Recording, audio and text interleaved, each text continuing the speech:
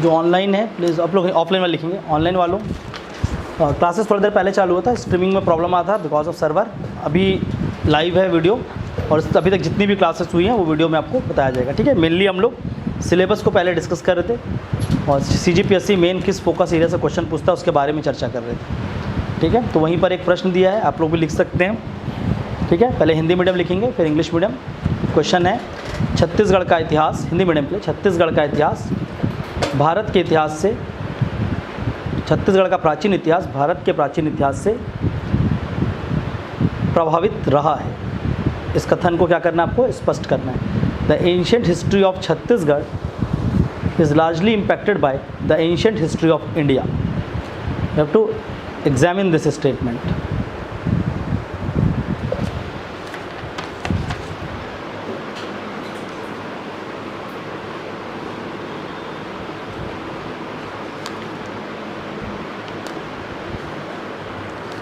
To examine this statement.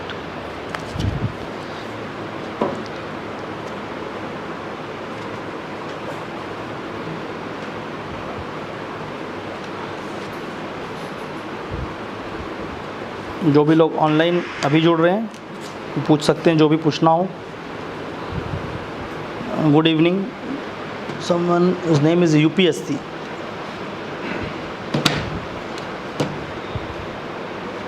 सीधा आयोग से आ रहा है क्या? Okay, Vachi Tamrakar, good evening Vachi. Please note, write down the answers.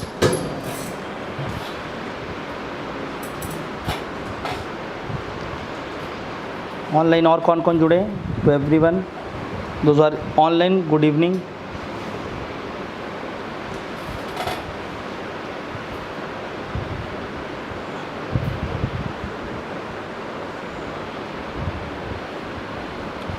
Rajesh Kumar Nishad, good evening.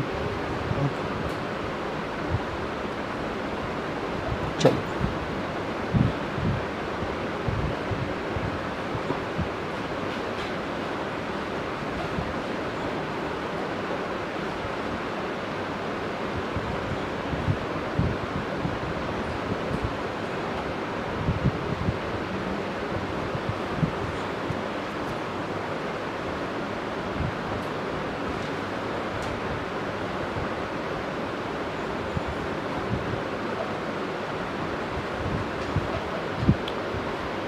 हुआ किसी का? किसका हुआ? अभी क्या करना वर्ड लिमिट का? ये सब फालतू बातें हैं। किसा 2 नंबर का लिखूं, 4 नंबर का लिखूं? अब लिखो तो पहले, अभी पहला क्लास पहला क्वेश्चन लिख रहे हो, अभी लिखना सीखो बस, जितना आपको आता उतना बताइए वहाँ से। छत्तीसगढ़ का इतिहास जी, प्राचीन भारत से ही निर्मित हुआ है। यहाँ मौर्यों, सातवाहनों, गुप्तों और काटकों के प्राप्त सिक्के, अभिलेख, ताम्रपत्र से प्रमाणित होता है कि छत्तीसगढ़ भारत के प्राचीन इतिहास से प्रभावित रहा। गुप्तों में प्रमुख रूप से समुद्रगुप्त के विजय अभियानों में छत्तीसगढ़ के क्षेत्र, दक्षिण कोसल एवं महाकांता का उल्लेख है। कालिदास द्वारा रचित अभिलाष शाकुंतलम की रचना छत्तीसगढ़ में किया गया है। मौर्यों के प्राप्त साक्ष्य अकलतरा, कठारी, तारापुर से प्राप्त चांदी एवं तांबे, कांसे के बृहद मात्रा में सिक्के यह प्रमाणित होता है। तो हर बार आपने 4 बार लिखा प्रमाणित होता है, प्रमाणित होता है। पहली बात तो बहुत प्रमाण दे दिया आपने। और ये पॉइंट में लिखा कि पैराग्राफ में लिखा है? पैराग्राफ में ऐसी लिख दियो, हाँ सीधी बात है। तो ये ऑर्गेनाइज्ड भी नहीं है। कोई और आप बताइए।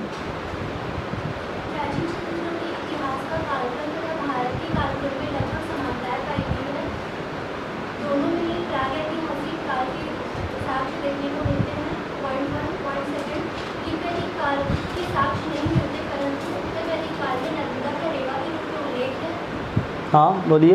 महाजनपद काल में चेदीगंज का उल्लेख है जो छत्तीसगढ़ का अपभ्रंश शब्द है।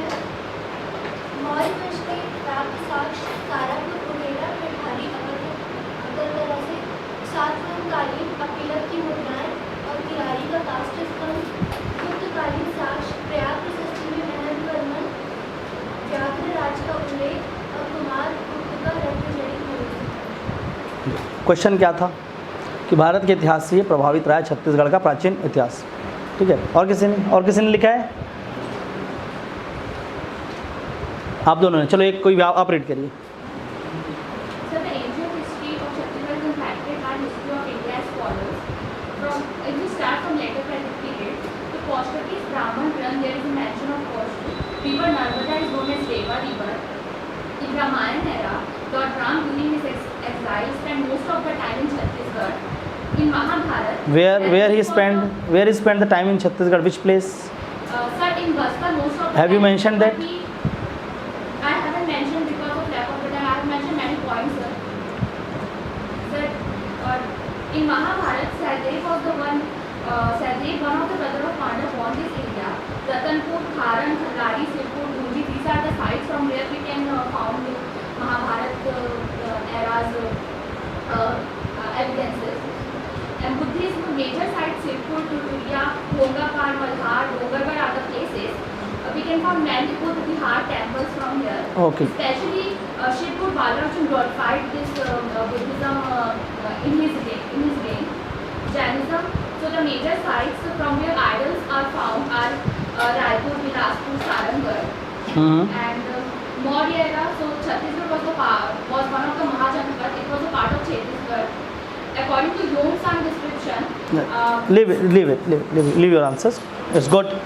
बट देखो कहीं पर भी कोई प्रेजेंटेशन नहीं है, फर्स्ट थिंग। नंबर 2, कहीं पर भी क्या नहीं है, एक क्रोनोलॉजी मिसिंग है। थर्ड थिंग, उन्होंने जैसे लिखा काफ़ी ज़्यादा यहाँ पर क्या है, रिपीटेशन। ठीक है, क्वेश्चन की डिमांड के हिसाब से आपने किसी ने ट्राई नहीं किया उस तरह से। I have not seen any answers. किसी को लग रहा है कि उसने रिटर्न लिखा होगा डिमांड के हिसाब से? आपको लग रहा है पक्का? गलत नहीं होना चाहिए। चलो बताओ जल्दी। This is the first answer you have written, कोई दिक्कत नहीं, गलत होगा और क्या होगा? सरसों। आंसर का पहला वर्ड क्या है? नहीं, read, just read your what you have scripted.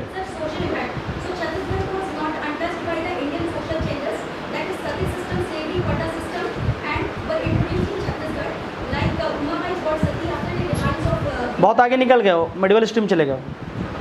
Ancient पूछा गया था, आप उमाबाई पहुंच गए, तो पहले ही पॉइंट गलत लिख दियो ना।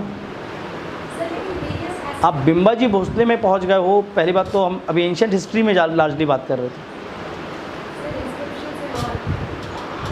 कोई बात नहीं, गलत होना सही होना वो अपने आप में एक चीज़ें हैं, लेकिन उसको आंसर की स्क्रिप्टिंग एक होती। ठीक है, सो देखो अब छत्तीसगढ़ की हिस्ट्री को पहले तो यहाँ पर समझेंगे आप लोग कि उसका इंडियन हिस्ट्री का प्रभाव, ये पूरा का पूरा एक पीरियड रहा है। ठीक है, जिसमें अगर जैसे कई लोगों ने लिखा कि जैसे कि दोनों का क्या था, ऑलमोस्ट टाइम लाइन जो है वो सेम है। ठीक है, वो आप एक पॉइंट ले सकते हैं, बट कौन सा time line, from which period? ठीक है, so in history you have to mention about the dates. ठीक है, उस पीरियड को एटलीस्ट आप मेंशन करते हुए चलोगे कि किस कालक्रम की बात कर रहे हैं। दूसरी बात, अब यहाँ पर जब हम लोग खोज रहे हैं कि छत्तीसगढ़ में वहाँ पर एविडेंसेस कैसे मिला है, ठीक है, तो आप किस तरह से एविडेंसेस को यहाँ पर, क्योंकि तो इम्पैक्ट कैसे हुआ है कि छत्तीसगढ़ के उल्टा क्वेश्चन आप लोगों ने क्या किया, इंडिया से छत्तीसगढ़ को बताने की कोशिश। यहाँ पर लिखना था कि the history of Chhattisgarh has largely been impacted by the history of India in the following manner. निम्न कारणों, निम्न तरह से हम उसको देख सकते हैं। पहला क्या होगा आपका, जो वहाँ पर जो इंपॉर्टेंट किंग्स थे, ठीक है, वो किंग्स ने छत्तीसगढ़ पे किस तरह से आकर अपना एक्सपीडिशन किया। ठीक है, एक्सपीडिशन मतलब किस तरह से अपने यहाँ पर आकर उन्होंने छत्तीसगढ़ को कैसे प्रभावित किया। पहली चीज़ तो वो चीज़ें दिखेंगी, और उनका प्रभाव होने के कारण अन्य तरह से किस तरह से उसके साक्ष्य मिल रहे हैं। ठीक है, फिर लिटरेरी कंट्रीब्यूशन कि लिटरेचर में किस तरह से जो अलग अलग क्या है साहित्य हैं, साहित्य में किस तरह से जो भारतीय साहित्य थे उसमें छत्तीसगढ़ को किस तरह से छत्तीसगढ़ के इतिहास का वर्णन किया गया। ठीक है, तो उसको अलग अलग तरीके से पहला क्या करोगे, राजाओं की कहानी के रूप में, मतलब कि जितने भी क्या थे वहाँ के महत्वाकांक्षी राजा थे या किंग्स थे, how the kings has impacted the history of Chhattisgarh, impact of king in the history of Chhattisgarh, the major kings of India. उसमें आप अशोक, समुद्रगुप्त, आंसर को एक स्क्रिप्ट करना ज़रूरी होता है। तो पहले हम लोग क्या बात कर रहे हैं, जो राजा हैं, जो किंग्स हैं, उनका क्या इंपैक्ट रहा। उसमें आप अशोक की बात कर सकते थे, समुद्रगुप्त मिनिमम 2 की तो बात कर सकते थे। यहाँ पर सब कुछ नहीं डिटेल कर रहे हैं, दिस इज द आंसर। यहाँ पर आपको क्या करना है, उस 15 मार्क्स में उस चीज़ को फ्रेम करके दिखना है कि जो डिमांड है क्वेश्चन का वो पूरा हो। इसके साथ साथ आप ज़्यादा से ज़्यादा डायमेंशन लिख पाएँ। लोग क्या कर रहे हैं, पॉइंट हो गया, डायमेंशन को बिल्कुल खो दिया है। ठीक है ना, डायमेंशन मिसिंग नहीं होना चाहिए। पहले जनरल समझा रहा हूँ, सब आंसर राइटिंग अभी सीखेंगे। ठीक है, तो पहली बात तो जो राजा है, जो किंग्स हैं, किंग्स के रिलेटेड आप यहाँ पर क्या कर सकते थे, बात कर सकते थे। राजाओं के बाद जो दूसरा ने क्या बताया कि जो साहित्यिक स्रोत थे, ठीक है, लिटरेचर्स, तो लिटरेचर में किस तरह से वो उसने यहाँ पर वर्णन किया गया और उससे छत्तीसगढ़ के हिस्ट्री को इम्पैक्ट क्या हुआ, उसे इम्पैक्ट क्या हुआ है छत्तीसगढ़ की हिस्ट्री में, ये बताना ज़रूरी है। ये नहीं कि बस आपका क्या हुआ यहाँ पर आके लिटरेचर लिख कर चले गए। कालिदास यहाँ पर आए, मेघदूत को रचना की, तो उससे छत्तीसगढ़ में क्या इम्पैक्ट हुआ, उसी को फिर बाद में मुकुटधर पांडे ने लिखा, और मुकुटधर पांडे के उसके कारण उनको क्या बोला जाता है, एक प्रवर्तक बोला जाता है। तो छत्तीसगढ़ में कहीं ना कहीं साहित्य का उदय हुआ और साहित्यिक सोच का उदय हुआ, क्योंकि कालिदास की रचना हुई उसके बाद। समझ आ रहा है? तो वो होता है उसका इम्पैक्ट, कि कैसे उसने इम्पैक्ट छोड़ा है। ये नहीं कि उसने हुआ क्या, बस लिख दिया 4 पॉइंट कि ये हुआ है। क्लियर हो रहा है?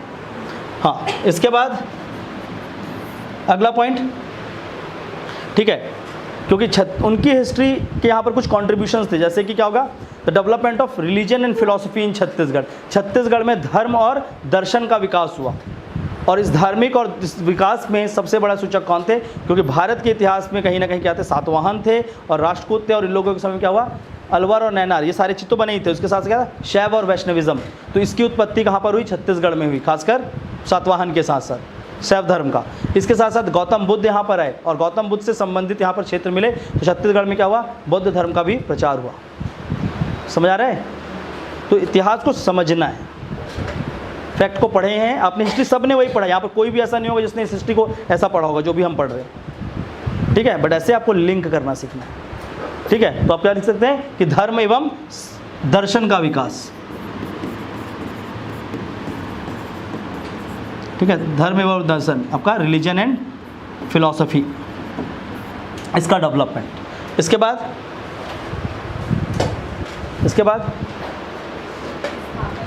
हाँ, आप लोग क्या करते हैं, बस एविडेंस को बताने की कोशिश करते हैं, ये मिला वो मिला, ये मिला वो मिला, मैं मिला तो मिली, वो नहीं करना है, ठीक है। आपको क्या करना है, पॉइंट्स को लेकर आना। हाँ बताओ क्या।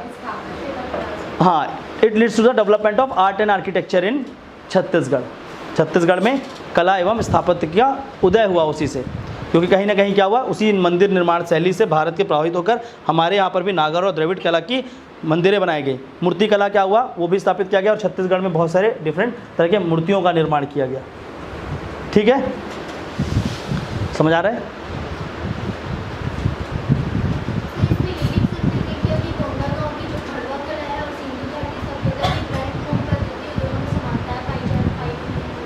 पर क्या उससे ये सीखे हैं, ऐसा कोई है आपके पास एविडेंस किसी भी किताबों में? तो नहीं लिख सकते। तब मत लिखो ना, आपके डायरेक्टली वो लिंक होना चाहिए जो डायरेक्टली दिख रहा है यहाँ पर, कि गौतम बुद्ध आते ही नहीं, वो चीज़ होता ही नहीं, तो यहाँ पर बुद्धिज़्म नहीं होता। वहीं से तो प्रचार प्रारंभ हुआ ना, ठीक है। इसके बाद और क्या हुए, बहुत सारे छत्तीसगढ़ के इतिहास में और क्या हुआ था इससे? हाँ, समझा नहीं, ऊपर में लिखवा तो दिया।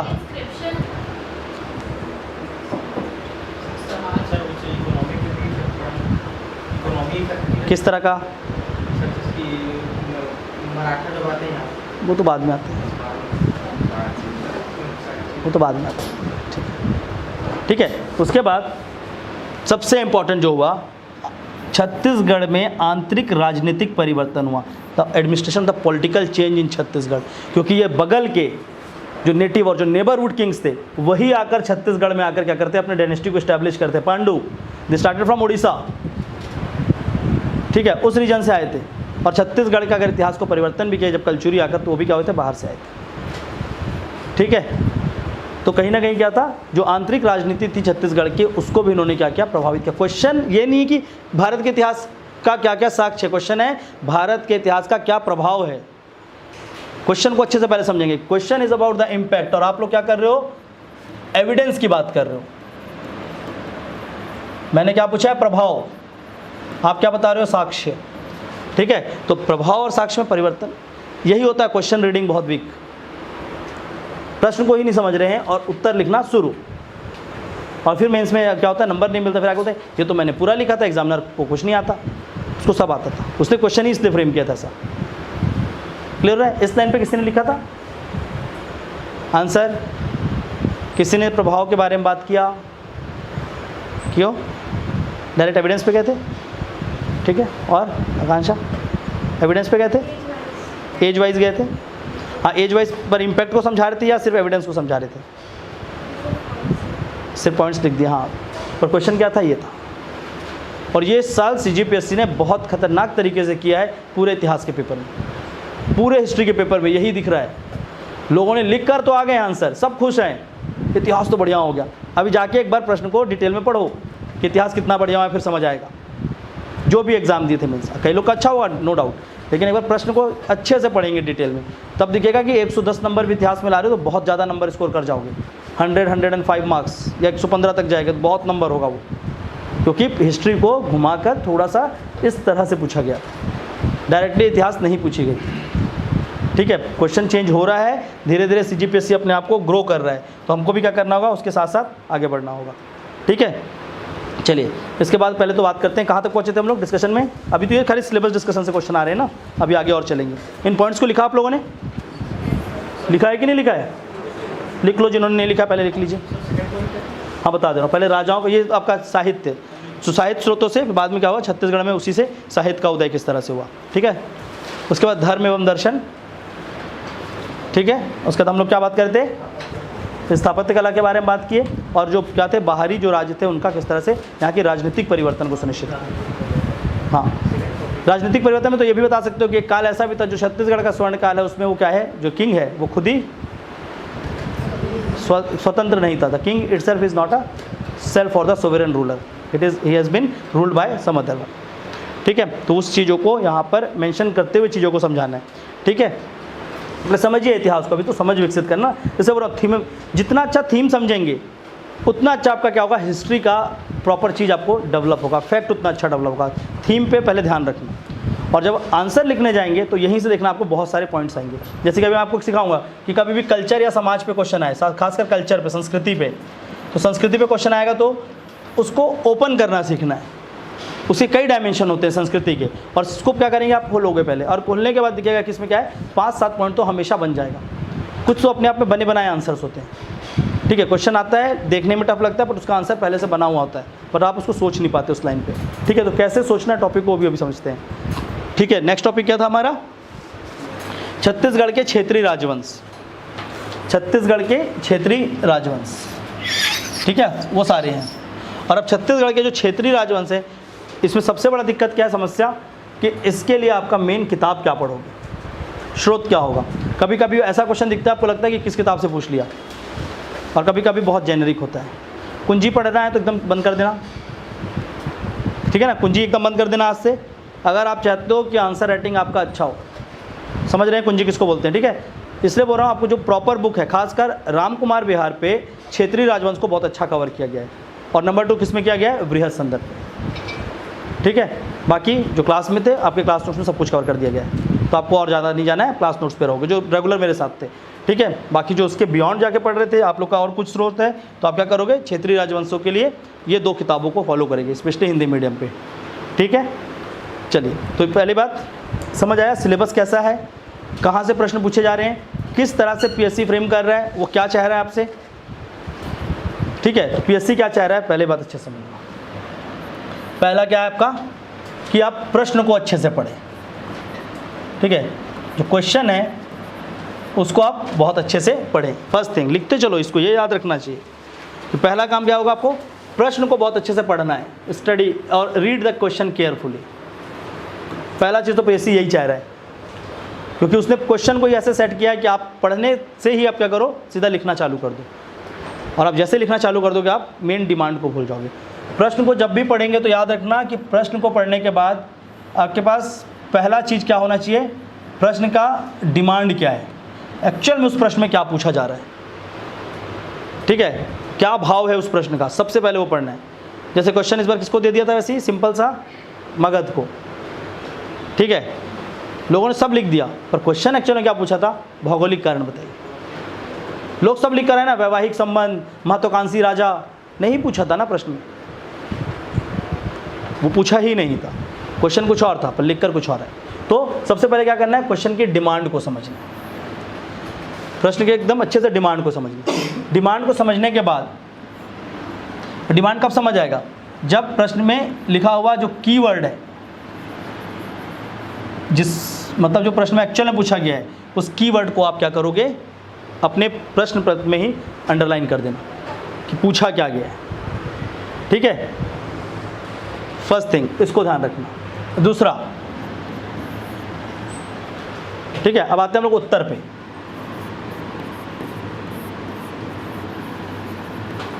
क्वेश्चन को मिनिमम आप 2 बार पढ़ें, अच्छे से समझें पहले प्रश्न को, पूछा क्या गया है, और उसके हिसाब से फिर उत्तर लेखन प्रारंभ करोगे, ठीक है। अब जब आंसर राइटिंग करोगे तो पहली बात क्या है, आपका आंसर कैसा होना चाहिए, to the point. To the point मतलब जो पूछा गया है वो लिखना है, इसका मतलब ये नहीं कि पॉइंट में लिखना है, ठीक है। एक दिन मैंने बोला टू द पॉइंट, बच्चे पूरा पॉइंट में लिख के ले आए, उसका मतलब वो नहीं होता। टू द पॉइंट मतलब जो प्रश्न में पूछा गया है, जो डिमांड है, उसके हिसाब से लिखना है, ना कि जो आपको आता है।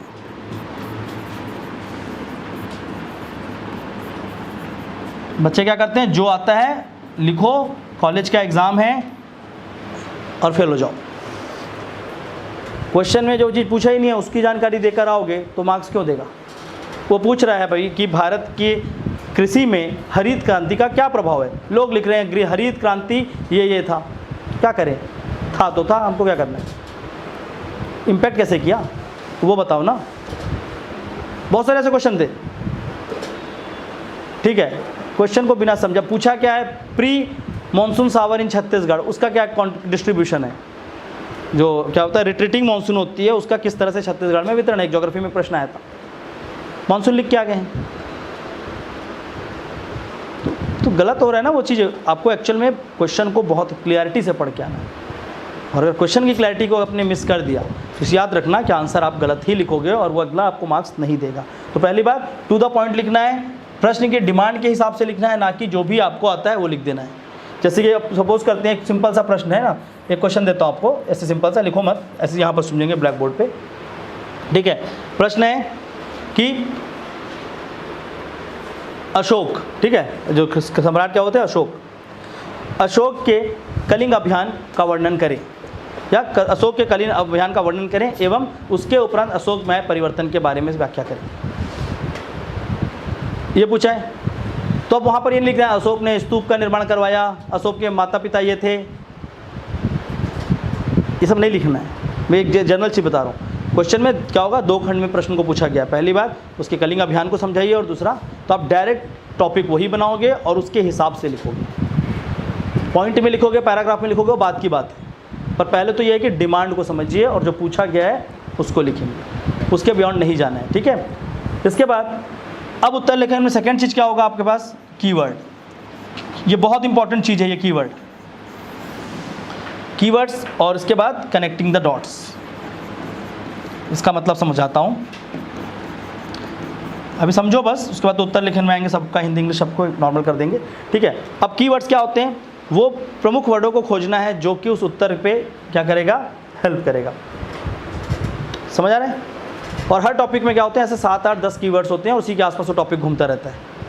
तो पहले तो उसको पहचानेंगे और फिर उन कीवर्ड्स को आपस में कनेक्ट करते हुए पैराग्राफ बनाइए या पॉइंट बनाइए, ठीक है। और उसी से क्या होगा, आपका आंसर लिखाएगा। जितना ज़्यादा आपके कीवर्ड्स होंगे आपको उतना ज़्यादा मार्क्स मिलेगा, जितना ज़्यादा पॉइंट होगा उतना मार्क्स नहीं मिलेगा। ये दिन याद रखना, बहुत लोग आएंगे 4 नंबर में 6 पॉइंट लिख दो, 8 नंबर में 15 पॉइंट लिख दो, 10। अभी देख रहे थे एक वीडियो किसी ने आंसर राइटिंग का डाला था, बड़े प्रतिष्ठित है ना, यही बता दूँ, ठीक है। उत्तर लेखन का एक वीडियो बनाया गया, 2 नंबर में 4 पॉइंट डाल दो, 4 नंबर में 6 पॉइंट डाल दो, 8 नंबर में 15 पॉइंट डाल दो, तो सबको फिर गड्ढे में डाल दो, क्योंकि आपने यही नहीं सोचा कि एक्चुअल में क्वेश्चन की डिमांड क्या है, ये कौन बताएगा, ठीक है। तो पहली बात तो कीवर्ड्स पे ध्यान रखना है, ठीक है। पहली बात आप कीवर्ड्स पे रखेंगे, और कीवर्ड्स को जब सीखोगे, कब सीखेंगे, जब आपका रिवीजन काफ़ी अच्छा होगा, जब आपका सिनॉप्सिस बने होंगे, जब आप पढ़ोगे तो आप उस कीवर्ड्स को अलग करना। इन कीवर्ड्स को भी अपने उत्तर लेखन में हम लिखना सीखेंगे, और जो मैं लिखवाते चलूँगा इन सारे कीवर्ड्स को अपने पास रखना जब हम लोग आंसर राइटिंग करेंगे। जैसे अभी क्या किया था, एक प्रश्न किया तो उसमें 4-5 इम्पैक्ट के बारे में समझे, तो वो उसके क्या थे कि हाँ इसके आधार पे हमको लिखना है। अब उसके अंदर आपके पॉइंट बनाना बहुत आसान होगा, ठीक है। अगला आपसे साथ वही सेम प्रश्न जो अभी लिखे थे हम लोग, वही प्रश्न को अगले से लिखवाओ, अगला क्या करेगा, फैक्ट नोटिस कर देगा, पॉइंट होंगे, लेकिन आपका डायमेंशन ज़्यादा है। आपने 10 डायमेंशन में उसके सारे पॉइंट्स को बताया, वो क्या कर रहे हैं, सिक्के यहाँ मिले, तो हमने नहीं किया, हमने क्या किया, एक पैराग्राफ में सारे के सारे पॉइंट को डाल दिया जितना वो पूरे आंसर में लिख रहा है। उसके बाद हमने और भी पॉइंट्स दिए, क्लियर हो रहा है। तो हमेशा क्या करना है, हमको आंसर जब लिखोगे तो वहाँ पर डायमेंशन कवर होना चाहिए, ना कि आपका छोटे मोटे फैक्ट्स। डायमेंशन को कवर करना है, ठीक है। डायमेंशन क्या होते हैं, जितना विस्तृत उसके बारे में जानकारी दे सकें। एक प्रश्न की डिमांड क्या होती है, उसमें जितना विस्तार पे चर्चा कर पाओ उतना विस्तृत जाना है। क्लियर हो रहा है? उसके डायमेंशंस को कंप्लीट कवर करिए, ना कि सिर्फ और सिर्फ क्या करना है, फैक्ट लिस्टिंग। फैक्ट लिस्टिंग से बचेंगे और क्या करेंगे, डिमांड को कवर करेंगे। फैक्ट अपने आप आएगा, डायमेंशन के अंदर फैक्ट खुद आता है, पर आप सीधा फैक्ट ही लिखना चालू कर दोगे तो डायमेंशन कभी नहीं सीख पाओगे। और जैसे आपका क्या होगा, थोड़ा सा डिफिकल्ट प्रश्न होगा, आप उसको छोड़ दो, ऐसा होता है ना। तो आप पहली बात क्या किस में ध्यान रखोगे, डायमेंशंस पे ध्यान रखोगे। इसके बाद उत्तर लेखन पे, ठीक है। अब इसके बाद और भी चीज़ें आती हैं जिसको यहाँ पर मैं आपको पूरा सिखाऊंगा, वैसे ये भी चीज़ सिखाऊंगा, ठीक है। तो उत्तर लेखन में फिर उसके बाद अगला चीज़ क्या होगा, आपका प्रेजेंटेशन, बहुत इंपॉर्टेंट है। किस तरह से एक उत्तर को आप लिखोगे, प्रेजेंटेशन वेरी इंपॉर्टेंट, ठीक है। क्योंकि सीधी बात है, अगर एग्जामिनर को आपने दिखाया ही नहीं कि आप क्या लिखना चाह रहे हो और बहुत अच्छे से, और किसी और ने दिखा दिया तो सीधी बात है उसको ज़्यादा मार्क्स मिल जाएगा। तो प्रेजेंट, आपको बहुत सारा नॉलेज है पर आपने नॉलेज को प्रेजेंट नहीं किया अच्छे से, तो उस नॉलेज का कोई मतलब नहीं रह जाएगा, क्योंकि वहाँ पर उत्तर लेखन आपकी चेक होगी।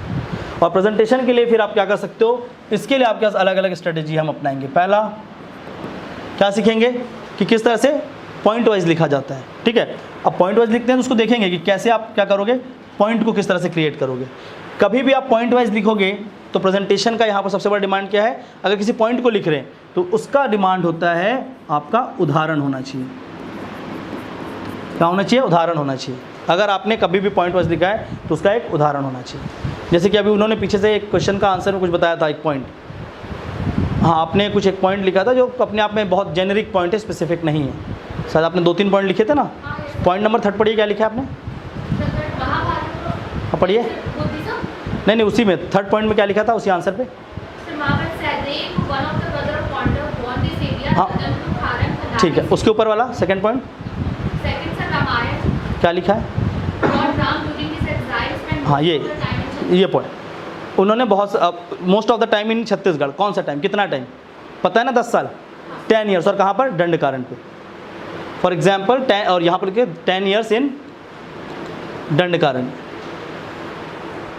समझ रहे हैं, ये जो चीज़ थे ये क्या किया, आपकी जानकारी को पूरा किया है। आप जो लिखे थे वो क्या था, बतौले, नहीं इसको बतौले बोलते हैं जनरल मेरे लैंग्वेज पे, इससे वो ह्यूमिलेट मत हो ना, मैं आपको एक चीज़ बता रहा हूँ, इसको क्या बोलेंगे, बतौले बोलेंगे। क्योंकि आपने क्या नहीं किया, अपने आंसर को सब्सटेंटिएट नहीं किया एक्चुअल फैक्ट से। तो जब भी किसी पॉइंट को लिखते हैं तो ओपन एंडेड छोड़ के मत आ जाना, इसलिए आपको नंबर नहीं मिलता। आप बोलते हैं मैं 10 पॉइंट लिखा फिर भी नंबर नहीं मिला, अगले ने 4 पॉइंट लिखा नंबर मिल गया, अगले के 4 पॉइंट को पढ़ना उदाहरण होगा, उस चीज़ को नहीं देखोगे। यही करते बहुत लोग आते हैं, यार उसको तो आता नहीं था उत्तर लेखन, उसने, मैंने तो पूरा 15 पॉइंट लिखा, 4 पॉइंट में 6 नंबर मिले। जाके देख ले भाई, एक बार उसको 4 पॉइंट को रीड कर ले, पहले बार रीड कर ले उसके 4 पॉइंट को, फिर अपने 15 पॉइंट को रीड करना, और फिर समझ आएगा कि उसने एक्चुअल में पॉइंट को क्या किया था, एग्जाम्पल के साथ सब्सटेंटिएट किया हुआ था, वहाँ पर उदाहरण दिया हुआ था, ठीक है। तो फर्स्ट ऑफ ऑल क्या करेंगे, जब भी यहाँ पर पॉइंट लिखोगे आप एग्जाम्पल और यहाँ पर क्या करोगे, उदाहरण की बात करोगे। नंबर 2, ठीक है, नंबर 2 हम क्या करेंगे, प्रेजेंटेशन में सीखेंगे बहुत सारे अलग अलग डायग्राम्स, ठीक है, map, flow chart, pie chart, bar graph, ये सब पढ़े हो ना, एप्टीट्यूड, ठीक है। तो अमीबा डायग्राम, एक जनरल चीज़ बता रहा हूँ, तो इन तरह की चीज़ों का इस्तेमाल करेंगे, ठीक है, ये सारी चीज़ों का इस्तेमाल करेंगे। जैसे कि अभी क्या पूछा गया था, एक प्रश्न शायद तक छत्तीसगढ़ में इंडस्ट्री रिलेटेड था कुछ क्वेश्चन, या जर्नल भी आ सकता है, जैसे कि आप अबूझमाड़ का ही प्रश्न आया था, ठीक है। तो अबूझमाड़ पे आप जर्नल से आकर ऐसा भी हम एक डायग्राम बनाते थे अबूझमाड़ के लिए, ठीक है, यहाँ बीच में लिखते हैं अबूझमाड़, मतलब हम अबूझमाड़ को तौल रहे हैं एक तराजू पे, क्योंकि क्या है वो अनसुलझी पहेली है, ये प्रश्न था। तो अबूझमाड़ को हम एक तराजू में तौल रहे हैं, ठीक है।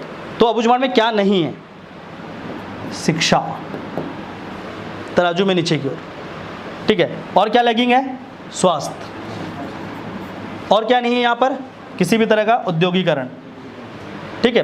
तो वो तराजू में सब कुछ नीचे है। दूसरी बात, अबूझमाड़ में क्या है, क्या है, पहली बात तो यहाँ पर क्या है, छत्तीसगढ़ की सबसे प्राचीन जनजाति का निवास, ठीक है, मतलब कहीं ना कहीं ये जनजाति समृद्धि प्रदेश है, ठीक है, जिसमें ये सारी चीज़ें नहीं हैं, पहली बात। दूसरा, ये क्या है आपका, एक पर्यटन का क्षेत्र है, बायोडाइवर्सिटी। ये क्या था, हो सकता था बायोडाइवर्सिटी का एक बहुत बड़ा केंद्र है, क्योंकि छत्तीसगढ़ में सबसे अधिक जलवर्षा वायु क्या होती है। और फिर इसको आप एक्सप्लेन करते कि ये पहली सुलझी हुई नहीं है और ये पहले हमको सुलझाना चाहिए, ये होता बुझमाड़, ठीक है। तो इस तरह से आप क्या कह सकते हो, उसको बैलेंस करके बताते कि ये हमारा बुझमाड़ क्या था, ये हमारा बुझमाड़, पर सोचेंगे नहीं ऐसा, ठीक है, वहाँ बस उठा के लिखना चालू करते हैं। तो ये जो मिसिंग है ना, ये सब सिखाऊंगा मैं आपको, क्लियर है। तो डायग्राम, फ्लो चार्ट इस तरह से हम इस्तेमाल करेंगे, जैसे मैंने जनरली का बुझमाड़ पे किया अभी, ठीक है। इसी तरह से बहुत सारे क्वेश्चन आएंगे जहाँ पर हम बहुत सारे अच्छे अच्छे डायग्राम्स को यूज़ कर सकते हैं। मैप सीखेंगे, कुछ फ्लो चार्ट सीखेंगे। मैकल रेंज को पूछा गया था, तो मैकल में सिर्फ आपको क्या बनाना है कि मैकल को ही बनाना है, ना कि पूरे संपूर्ण छत्तीसगढ़ को बनाना है। प्रश्न मैकल पे पूछा है, लोग बना रहे हैं मैप, ये सॉरी, ठीक है। अब लोग पूरा ये मैप बना के आ गए हैं मैकल, तो क्या करें इसको, तुम आज भी थे पर मैकल मत बोलो, ठीक है, क्लियर है। आप पहले से छोड़ के जा रहे हो। देखो, अगर मैकल पूछा है तो इतने से भी आपको पता नहीं चल रहा है क्या ये मैकल है, ये बता पाओगे कि नहीं, ये मैकल नहीं है क्या, ये मैप अपने आप में बता रहा है ना ये मैकल है, तो क्या ज़रूरत है अपने पेज को वेस्ट करने का, ठीक है। तो इस तरह से ये जो पार्ट एंड पार्सल में डायग्राम बनते हैं, इसको भी सीखें, ठीक है, कि किस तरह से छोटे छोटे डायग्राम्स मैप को हम ड्रॉ कर सकते हैं। और हर एक प्रश्न के लिए लगभग जितने भी प्रश्न करेंगे उसमें इस चीज़ को देखेंगे कि वहाँ किस तरह का डायग्राम बन सकता है। कई लोग बोले फिलॉसफी में डायग्राम नहीं बनता, आपको यहाँ पर दर्शन में डायग्राम बनवाऊंगा, टेंशन मत, ठीक है। दर्शन को भी हम इसी डायग्राम से, इसी फ्लो चार्ट से समझेंगे और वहाँ से उसको इम्प्रूव करेंगे, ठीक है ना। तो उसको भी समझना है। इसी तरह से ये बार चार्ट है, पाई डायग्राम है, अभी आया था structural change in Indian economy, उसको पूरा पाई चार्ट से बना के आ सकते थे, बार ग्राफ से बना कर आ सकते थे कि किस तरह से परिवर्तन हुआ। कुछ नहीं करते, सीधा सीधा लिख दे, जैसे लिख देते structural change in Indian economy 1950 का दशक, 60 का दशक, 70, 80, 90, ठीक है। उसके बाद ये पूरा दशक को बताते हैं, ईयर ऑन ईयर यहाँ पर बताते हैं कि किस तरह से क्या हुआ है एम्प्लॉयमेंट, और साथ ही साथ औद्योगिकरण किस तरह से हुआ है।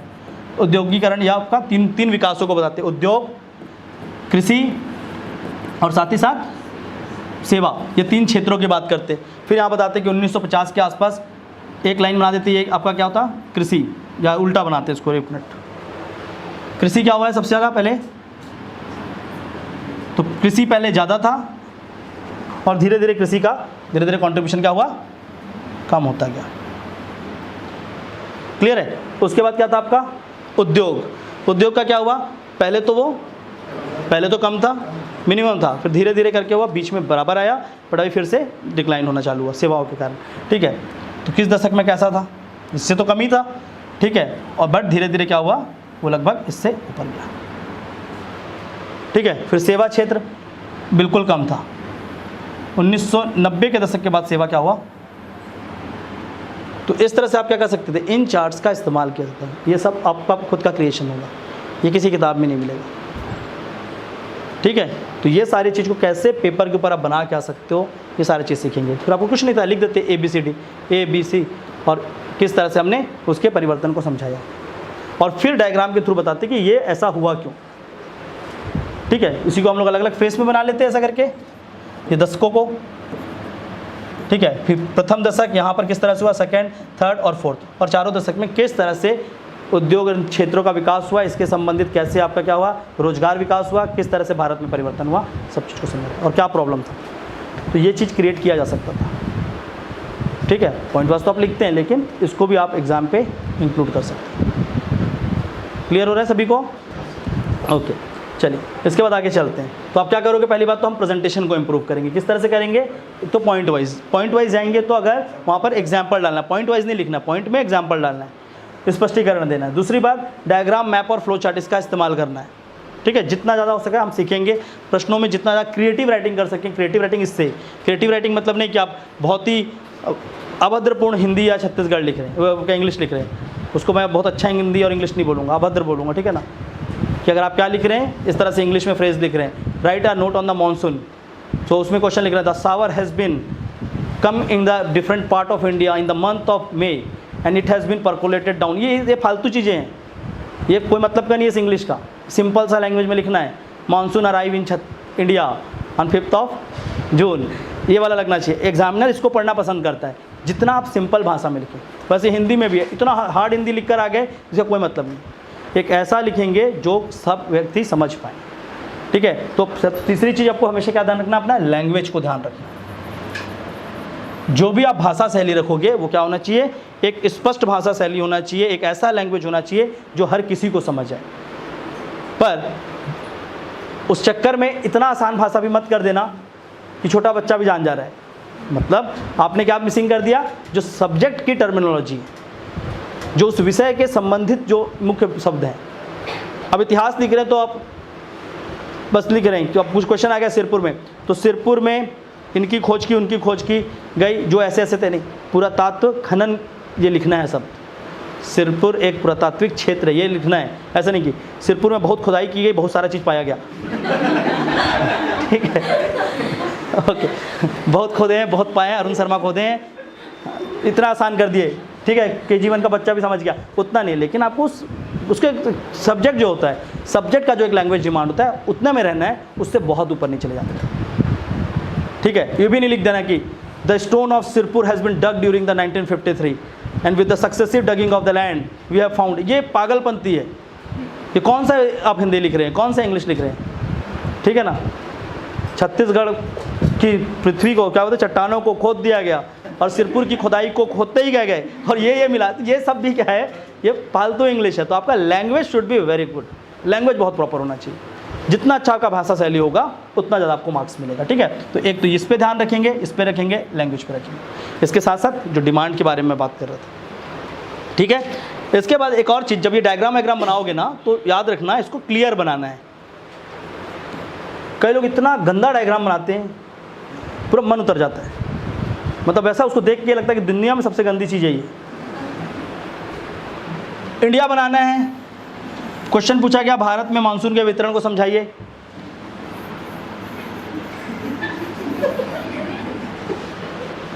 अब इसमें कौन सा वितरण बता रहे हो, पंपिंग ऑर्गन बना दिए, ठीक है। कम से कम वो जो मैप बनाया, डायग्राम बनाया, वो क्लियर हो।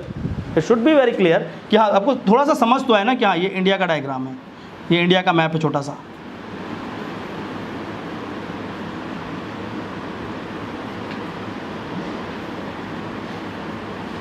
ठीक है, एक छोटा सा इंडिया, कम से कम इतना ये क्लियर तो है। वो क्या मजाक चल रहा है, ठीक है। तो कम से कम जो डायग्राम बनाओगे वो थोड़ा विजिबल होना चाहिए, वो क्लियर होना चाहिए, उसके ऊपर जो चीज़ें लिखेंगे वो आपको दिखना चाहिए। कई लोग डायग्राम के ऊपर इतना लिख देते हैं, इतना लिख देते हैं, वो डायग्राम छुप जाता है, ठीक है। तो वैसा भी नहीं करना, आपका डायग्राम जो है थोड़ा प्रेजेंटेबल होना चाहिए, एक अच्छा लेबल डायग्राम होना चाहिए। कभी भी ऐसा नहीं कि उठा के बस जो मन में आया बना के आ गए। क्वेश्चन पूछा पूर्वी घाट का विश्लेषण, पूर्वी घाट के बारे में लिखें, राइट अबाउट द ईस्टर्न, तो आपका ईस्टर्न घाट्स, तो डायग्राम ऐसे बना दिए पूर्वी घाट। ये कौन सा पूर्वी घाट है, आपको अगर पूछ रहे हैं ईस्टर्न घाट बनाओ तो आप पूरा ऐसे बनाओ ना यहाँ पर कि हाँ, ठीक है, पूरा यहाँ पर आप बताते हुए आ रहे हैं, ठीक है। यहाँ से किससे चालू हो रहा है, यहाँ से महेंद्रगिरी, उत्तरी सरकार, ठीक है, वेलीकोंडा, पापीकोंडा, नल्ला मल्ला, ठीक है। तो इस तरह से क्या करोगे आप, उसको दिखाते हुए आप जो ऐसा वो दिखता है, ऐसा दिखेगा ना आपका, क्योंकि ये क्या है, डिसकंटिन्यूस माउंटेन। अब पहला लाइन आप क्या लिख रहे हो कि ये क्या है आपका, कंटिन्यूस नहीं है, सतत नहीं है, ये क्या आपका खंडित है। और खंडित, ये कौन सा खंडित दिख रहा है, आंसर में लिखे हैं खंडित है, और लिख रहे हैं यहाँ पर बनाए हैं डायग्राम ही नहीं वैसा। तो जो चीज़ आप बोल रहे हो एक्चुअल में वो दिखना चाहिए कि वो डिसकंटिन्यूस है, it is in the part. Clear है, तो प्लीज़ इसको ध्यान रखेंगे। अभी भी कई लोगों को देखा था मैंने, इस तरह के आंसर लिख रहे थे, तो प्लीज़ इसको ध्यान रखना कि किस तरह से आप इन चीज़ों को डेवलप करेंगे। इसको क्या हो गया, इतना छोटा क्यों हो गया,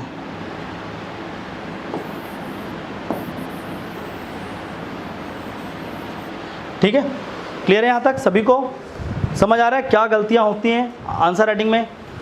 इसके बाद अभी एक और पॉइंट बोल रहा हूँ, अभी जब उत्तर लिखना चालू करेंगे, जब क्लास में हम जो डिस्कशन करेंगे, घर पे जाके आप जब लिखना चालू करोगे, किससे लिखोगे, किताब देख के। अपने मनमर्जी नहीं चलाना है, वहाँ पर आपको किताबों को देखना है और किताबों को देखकर अपने उत्तर को लिखना प्रारंभ करना है। वहाँ से क्या होगा, आपका लैंग्वेज सुधरेगा, ठीक है। अपना नोट्स होगा, अपने नोट्स से लिखिए, क्योंकि नोट्स जिसने लिखवाया होगा उम्मीद करता हूँ पढ़ा लिखा व्यक्ति होगा। ये उसकी नैतिक जिम्मेदारी बनती थी जिसने पढ़ाया है कि वो आपको एक अच्छा भाषा शैली में उत्तर लिख कर दिया होगा या नोट्स को आपको बनवाया होगा इन अ गुड लैंग्वेज का मात्र, जो कि ईजी टू अंडरस्टैंड होना चाहिए और जहाँ पर सारे आपके जो वर्ड जार्गन्स है वो क्लियर होने चाहिए। अगर ऐसा करके दिया अगले ने तो उसके नोट्स को आप प्रॉपर पढ़िए, नहीं दिया है तो फिर दिक्कत है, ठीक है, फिर बहुत बड़ा दिक्कत है। तो क्या करना है, नोट्स देखकर और कॉपी देखकर ही लिखना है। इनिशियल आंसर्स को ऐसे ही डेवलप करिए, जब एक पैटर्न डेवलप होगा ना फिर आप और क्रिएट करोगे। दूसरी बात, देख के लिखोगे तो क्या होगा, हमेशा आपके पास 4 पॉइंट एक्स्ट्रा होंगे, तो आपका नोट्स जो बनाओगे, जो भी आंसर राइटिंग करोगे उसमें आपके मैक्सिमम पॉइंट्स होंगे। जब आप रिवीजन करोगे, आंसर लिखने जाओगे तो उसमें से 2-4 पॉइंट तो ऐसे ही भूल जाना है। 2-4 पॉइंट तो आप उसके दिमाग से आपके निकल ही जाएगा, 15 में से आप 10 ही पॉइंट रिकॉल कर पाओगे, पर कम से कम आप 10 रिकॉल कर पाओगे। नहीं लिखे होगे वैसा देखकर तो आप मुश्किल से 2 पॉइंट रिकॉल कर पाओगे, 2 या 4। तो बेटर है कि अभी क्या करेंगे, जो भी कंटेंट डेवलपमेंट करेंगे यहाँ से 1400-1500 जितने भी हम आंसर लिखेंगे वो सारे आंसर्स आपके फ्रेम्ड होने चाहिए फ्रॉम योर सोर्स मटेरियल, और उसके बाद उसको आप रिव्यू कराओगे ताकि हम उसमें और फीडबैक से इम्प्रूव करें। क्लियर है सभी को? ओके, तो इस तरह से हम लोग पढ़ने वाले हैं और इसी तरह से हम पूरे के पूरे सेशन पे जाकर अलग अलग सब्जेक्ट्स के बारे में बात करेंगे। ठीक है, चलिए चालू करते हैं हम लोग एंशिएंट हिस्ट्री इंडिया पहले और उसके बाद चलेंगे छत्तीसगढ़ की ओर।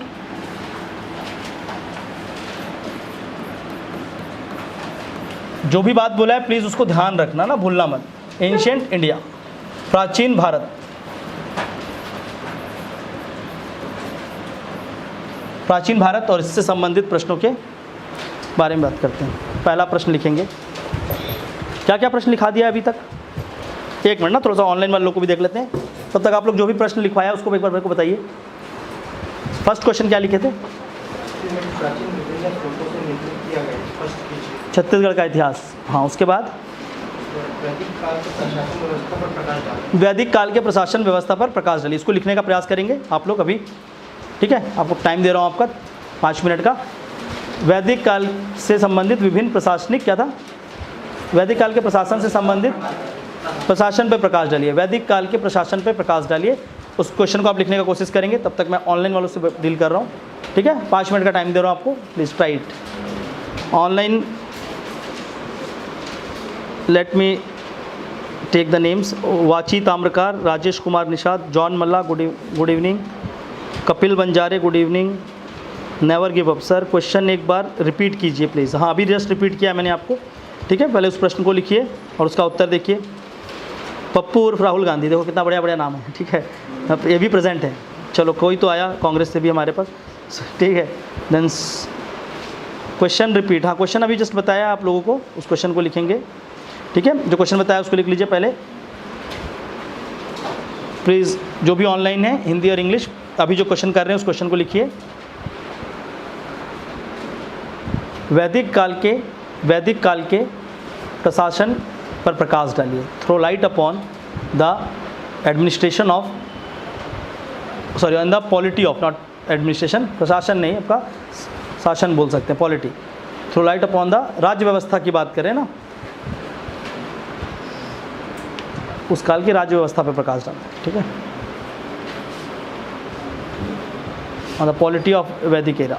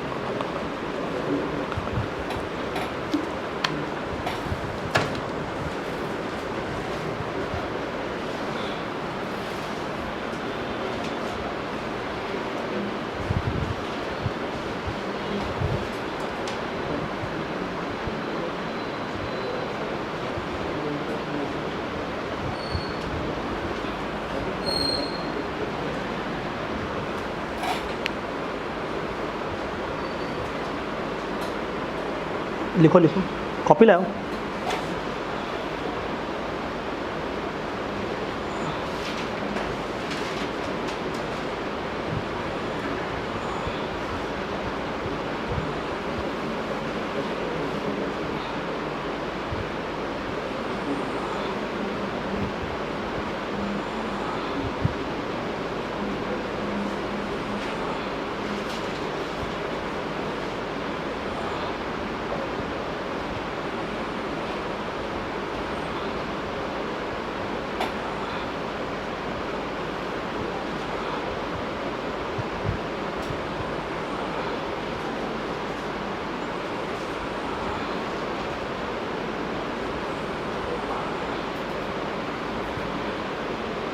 ऑनलाइन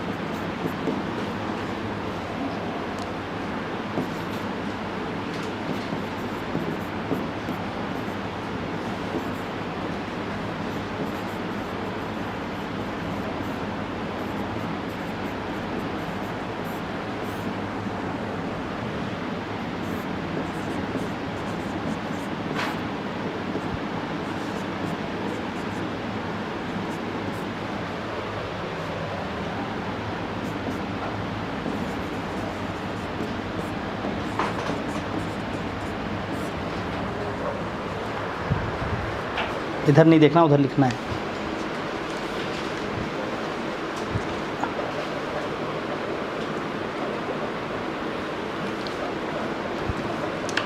कॉपी वगैरह ला सकते हैं ना आप लोग, जो भी आपका नोट्स है क्लास ला सकते हैं। कल से, आज तो नहीं लाए हैं, अपना जो भी नोट्स है बुक है आप ला सकते हो, उससे देख के आंसर लिख सकते हो। मैं आपको पहले से बता दूंगा कि कल क्या पढ़ाऊंगा, तो आप उसका बुक ला सकते हो। जैसे आज से इंडियन हिस्ट्री करें तो कल भी हम इंडियन हिस्ट्री ही कवर करेंगे। You can bring the books of Indian history. चल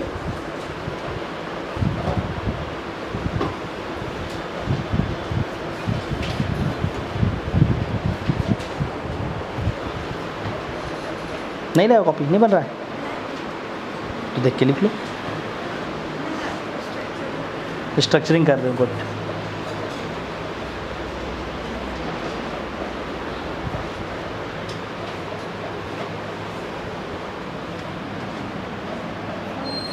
हाँ हो गया जी, बताइए।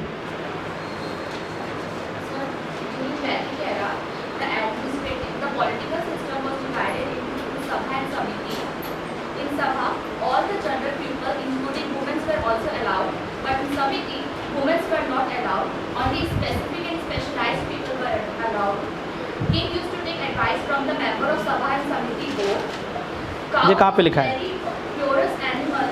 And king used to fight wars for cow called Gota, and the women who used to take out the cows were called Dunti. So these are the concepts. ठीक है, और भी कुछ नया पॉइंट्स भी ऐड कराऊंगा मैं, ठीक है।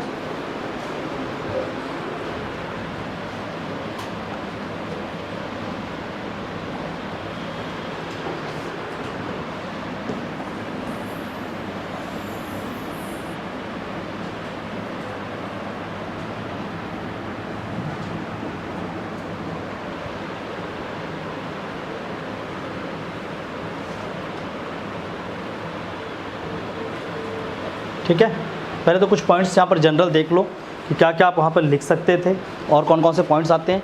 ठीक है, इस माइंड मैप को ध्यान रखना, इस तरह से माइंड मैपिंग करेंगे हम लोग, ठीक है ना। और इस माइंड मैप चार्ट्स को आप लोग ध्यान रखोगे, ठीक है। तो हम लोग क्या देखते थे, polity during change the marker. ये पीओके कैसे हो गया? अच्छा वो इस पर इरेज नहीं होता शायद, ठीक है। तो पॉलिटी ड्यूरिंग वैदिक सोसाइटी, ठीक है, वैदिक समय में किस तरह से आपका ये व्यवस्था थी उसके बारे में बात करते हैं, ठीक है। तो सबसे पहले आपको क्या आता है, किसी भी प्रशासन में बात करोगे तो पहला क्या होना चाहिए, सामान्य प्रशासन। इसमें एक्चुअल में कुछ राइटअप हो नहीं रहा है, एक जनरल में देखते हैं, शायद इसमें कुछ इशू आ रहा है, ठीक है। एक जनरल सा माइंड मैप बना लेते हैं खुद से ही, बाद में समझाएंगे, ओके, ठीक है। क्या हो रहा है यार,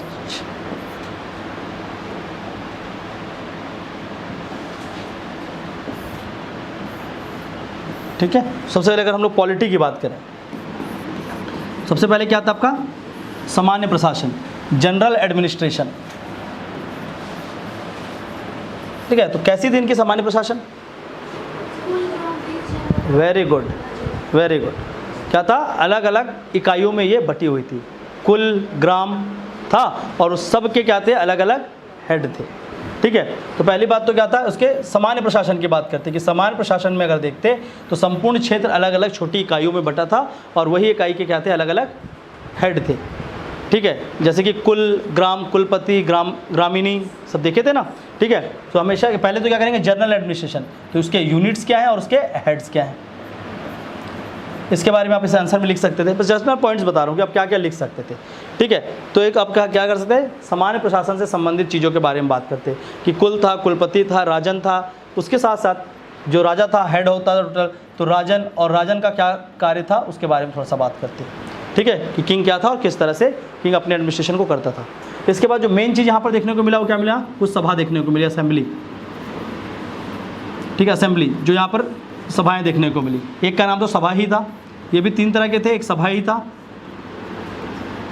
ठीक है, दूसरा क्या था, समिति, और तीसरा क्या था, विधत, विधता, VIDHT है, ठीक है, ये तीसरा, ये शायद मिसिंग था, इसको इंक्लूड करेंगे। CGPSC ने इस बार इसको पूछ लिया, ठीक है,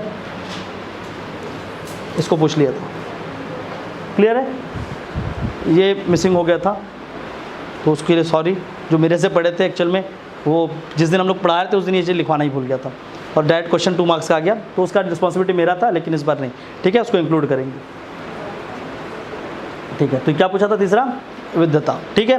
तो सभा, समिति आपको पता है क्या होता है, इन जनरल जो भी लोग, क्षेत्रीय वहाँ पे जो लोग थे, उन सभी लोगों के समूह को क्या बोलते थे, जिसमें हर लोग थे, वो था जनरल असेंबली को बोलते थे समिति, और जो विशेष था वो क्या था, सभा, ठीक है। और तीसरा क्या था, विधता, वो किस तरह से काम करते थे, मिलिट्री, इकोनॉमी और पॉलिटी, ये तीनों ही क्षेत्र में ये कार्य करते थे, ठीक है। तो जो विधता था वो क्या थी, अपने आप में एक असेंबली थी जिनका कार्य क्षेत्र क्या था, सैन्य, इसके साथ साथ प्रशासन और साथ ही साथ आर्थिक या अर्थव्यवस्था, इन तीनों क्षेत्रों में वो क्या करते थे, राजन को सुझाव प्रदान करते थे।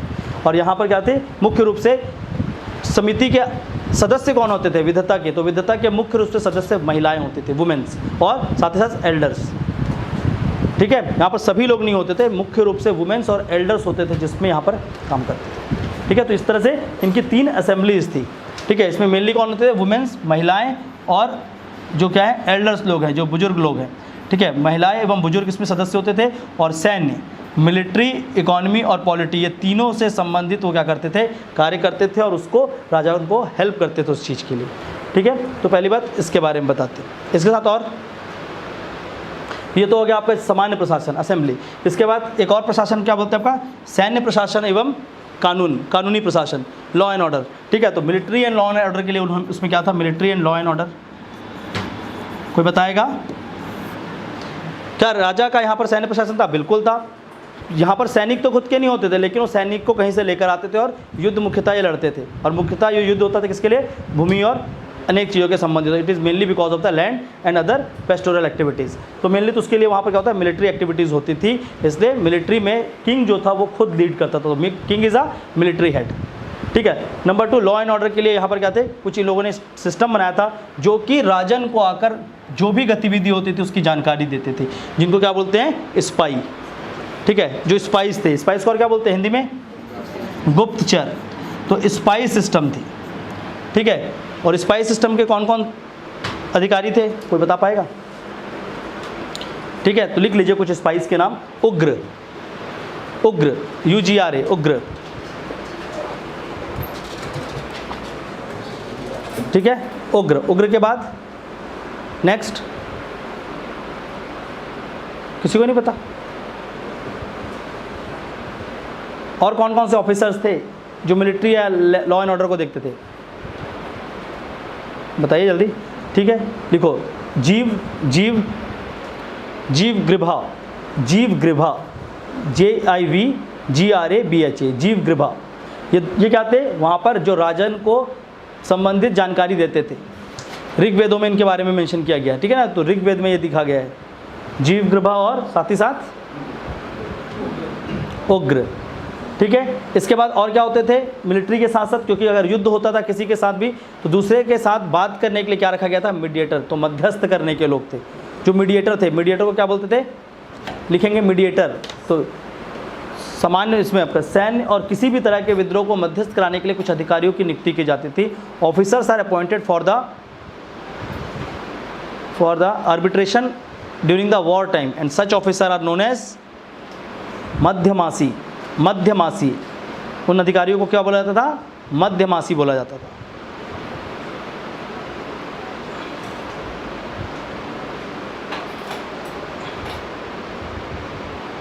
ठीक है, तो ये कुछ चीज़ों को ध्यान रखना है। अब ऋग्वैदिक काल में किस तरह का जो कंप्लीट सिस्टम था, कैसा था? मोनार्क था क्या, कि राजा का बेटा ही राजा बनेगा, ऐसा कुछ कहीं लिखा है? हाँ, तो राजन कैसे चुना जाता था? लोगों के द्वारा। ठीक है, तो कहीं ना कहीं से एक प्रकार का क्या था वहाँ पर? जनतंत्र था या लोकतंत्र था या गणतंत्र था? या गणतंत्र था? गणतंत्र था। गणतंत्र होता है क्योंकि राजा खुद ही करता और किसी का मदद नहीं लेता, तो जनतंत्र हो जाता। ठीक है, पर वो क्या करता था? जनता का सपोर्ट लेता था। तो ऋग्वैदिक में मोस्टली क्या था? रिपब्लिक सिस्टम था, गणतंत्र। ठीक है, तो ऋग्वैदिक में मेनली क्या था? रिपब्लिकन सिस्टम था। अच्छा, और हम लोग किसको देख रहे हैं कि राजा मुख्यतः या जो भी सम्राट था वो क्या बनता था? एक व्यक्ति जो था पुरुष बनता था। तो क्या था? ये भी अपना पितृसत्तात्मक पैट्रियार्की था। ठीक है, जो किंगडम था वो क्या था? पैट्रियार्की था, पितृसत्तात्मक था। ठीक है, और इन पॉइंट्स पे आप इसकी किस चीज़ को समझाते? प्रशासन के बारे में। अब मिला पॉइंट बहुत सारा, अब क्लियर हुआ? ठीक है, तो देखो अब प्री में भी आपके यहाँ से काम आएगा ना, ऐसा नहीं कि मेंस में ही आपको काम आएगा। इसलिए बोलता हूँ मेंस को जितना डिस्क्रिप्टिव आप एंटर करोगे प्रीलिम्स में उतना ज़्यादा हेल्प होगा। ठीक है, अब जैसे इस बार आ गया वो क्या होते हैं? विद्वत। अब उसी को जाकर प्री में पूछ लेगा, अगर उसी को एक सिंगल वर्ड को प्री में पूछ लेगा आपसे नहीं बनेगा। ठीक है ना, तो उसको प्लीज़ इनपुट को यहाँ पर एंटर करेंगे। ठीक है, तो जो भी नया इनपुट्स है प्लीज़ उसको आप लोग वहाँ पर लिखते हुए चलेंगे। क्लियर हो रहा है सभी को? ओके, क्लियर है? ओके, चलो। हाँ, अगला प्रश्न क्या लिखे थे? और क्वेश्चन बताइए। Next question please. भारत के प्राचीन इतिहास में दो महान साम्राज्यों के मध्य समय में विभिन्न परिवर्तन हुए हैं। हाँ, एक क्वेश्चन था कि भारत में दो साम्राज्यों के मध्य के काल में विभिन्न परिवर्तन हुए, ये समझाना है। जो मतलब जो महान साम्राज्य थे उसके बीच का जो मध्य का काल था। ठीक है, उसके बारे में बात करेंगे। अभी और प्रश्न लिख लीजिए। पहले कुछ क्वेश्चन लिखिए एंशिएंट हिस्ट्री इंडिया के लिए, और शुरू से लिखवा रहा हूँ। ठीक है ना, हर टॉपिक वाइज टॉपिक। पहले हम लोग प्रागैतिहासिक से लेकर इधर का लिखेंगे क्वेश्चन। नवपाषाण युग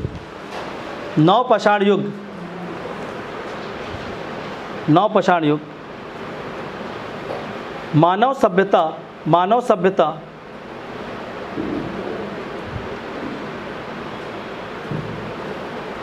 के उदय का सबसे महत्वपूर्ण अंग है। स्पष्ट करें, सबसे महत्वपूर्ण अंग है, स्पष्ट करें। लिखेंगे the neolithic age is the most important period. The Neolithic age is the most important period.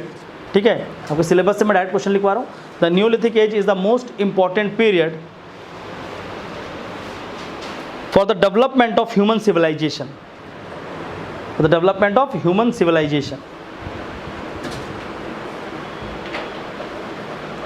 Clarify this statement. स्पष्ट करें, clarify this statement. ठीक है, प्रश्न नंबर 2। ठीक है, लिखेंगे मध्य पाषाण युग, मध्य पाषाण युग एवं नवा पाषाण युग, मध्य पाषाण युग एवं नवा पाषाण युग की विशेषताएं बताइए, की विशेषताएं बताइए। राइट डाउन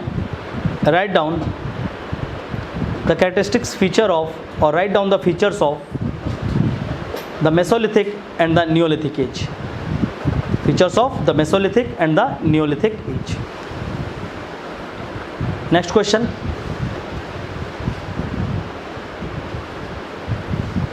ठीक है। The stone age in India, the stone age in India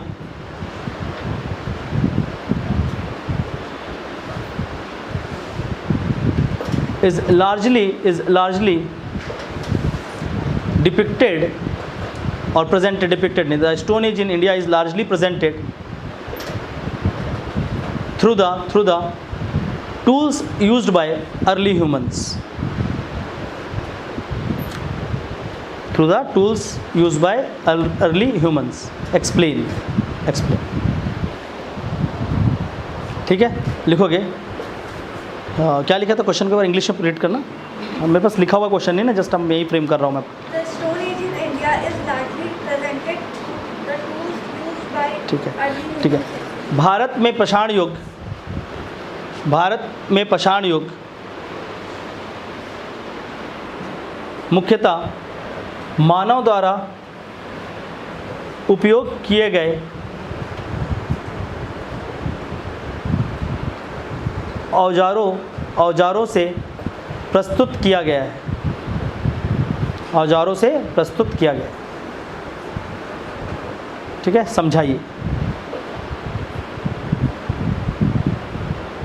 ठीक है, जो मेन टूल्स है उससे ही इसको किया गया है। नेक्स्ट क्वेश्चन, अगला प्रश्न, चलते हैं सिंधु घाटी की ओर। ठीक है, सिंधु घाटी के बारे में बात करते हैं, बाकी शॉर्ट क्वेश्चन बाद में कराऊंगा, पहले थीमेटिक कर रहे हैं। ठीक है, जो उस पूरे के पूरे टॉपिक को कवर करेगा। पहला, सिंधु घाटी नगर नियोजन, सिंधु घाटी नगर नियोजन, नगर नियोजन वर्तमान स्मार्ट सिटी परियोजना, वर्तमान स्मार्ट सिटी परियोजना में देखने को मिलती है। समझाइए, इसको क्या करेंगे, व्याख्या करें। ठीक है, देखोगे, इलुसिडेट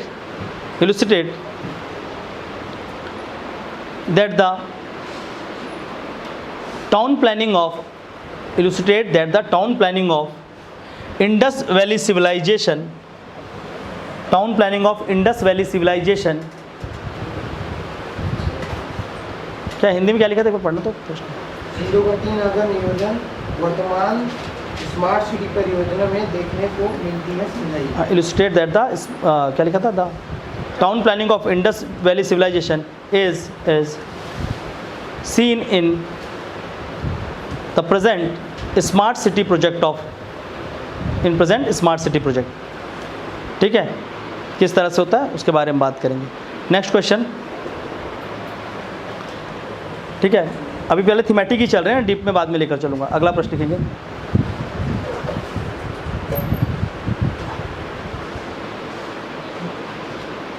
लिखेंगे, प्रथम शहरीकरण एवं द्वितीय शहरीकरण में अंतर स्पष्ट कीजिए, में अंतर स्पष्ट करें। Write on the question in English.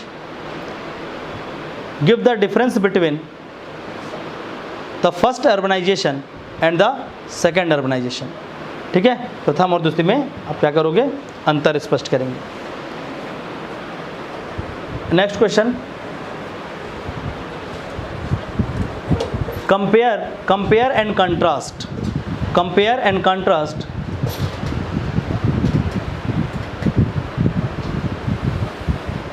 The Indus valley civilization and the Vedic civilization. Compare and contrast the Indus valley civilization and the Vedic civilization. लिखोगे सिंधु घाटी सभ्यता एवं वैदिक सभ्यता में समानता एवं अंतर स्पष्ट करें। में समानता एवं अंतर स्पष्ट करें, दोनों ही करना है, ठीक है। समानता एवं अंतर स्पष्ट करें, समानता एवं अंतर स्पष्ट करें। कितने प्रश्न हो गए? 6 और पहले जो किए हैं वो भी तो है ना, 10 क्वेश्चन हो गए ना, ठीक है, कोई नहीं। नेक्स्ट क्वेश्चन, अगला प्रश्न लिखेंगे।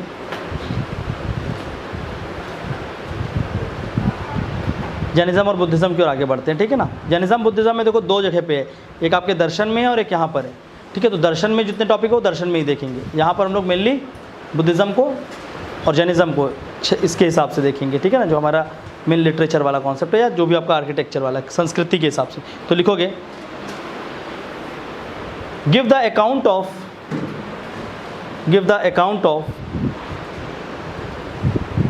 The contribution of Buddhism in the cultural development of India. In the cultural development of India. Give the account of contribution of Buddhism in the cultural development of India. लिखोगे भारत की संस्कृति के उत्थान में, भारत की संस्कृति के उत्थान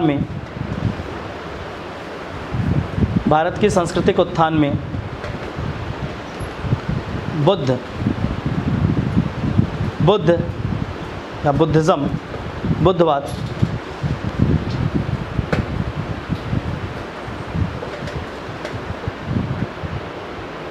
क्या लिखा है? भारत की संस्कृति के उद्यान में बुद्धवाद किस तरह से विशेष है, ठीक है। उसको क्या करना, आपको स्पष्ट करना। दोनों के लिए प्रश्न अलग अलग है बट एसेंस वही है। हिंदी और इंग्लिश में प्रश्न थोड़ा सा अलग है पर एसेंस सेम है, ठीक है ना। तो आपको बताना है कि क्या कंट्रीब्यूशन रहा है बुद्धिज्म का in the development of culture in India, ठीक है। उसके बाद next question, right down the difference and sorry ऐसा मत लिखो, वही अगेन से लिखो, compare and contrast the Jainism and the Buddhism. Compare and contrast the Jainism and the Buddhism, बहुत बेसिक क्वेश्चन है, ठीक है। फिर लिखोगे जैन एवं बुद्ध में समानताएं एवं अंतर स्पष्ट करें, समानताएं एवं अंतर स्पष्ट करें, एकदम बेसिक क्वेश्चन है, ठीक है। अगला नेक्स्ट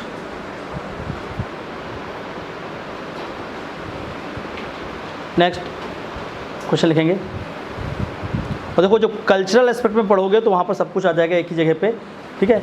इसके बाद आगे लिखेंगे बुद्धिज़्म और बुद्धिज़्म की विभिन्न बुद्धवाद की विभिन्न शाखाओं का वर्णन करें, विभिन्न शाखाओं का वर्णन करें। Right about the different branches of Buddhism, right about the different branches of Buddhism. जैसे बहुत सारे ब्रांच बने थे, आप लोग मेनली 3 देखते हैं ना, वज्रयान, महायान और हीनयान। इसके साथ साथ और भी ब्रांच बने थे, ठीक है। तो उनके बारे में भी समझेंगे कि कौन कौन से और ब्रांचेस थे, ठीक है। पर मेन तो यही 3 थे, तो उनके बारे में आपको यहाँ पर एक्सप्लेन करना है। नेक्स्ट क्वेश्चन, अगला प्रश्न लिखेंगे, व्हाट फैक्टर्स लीड टू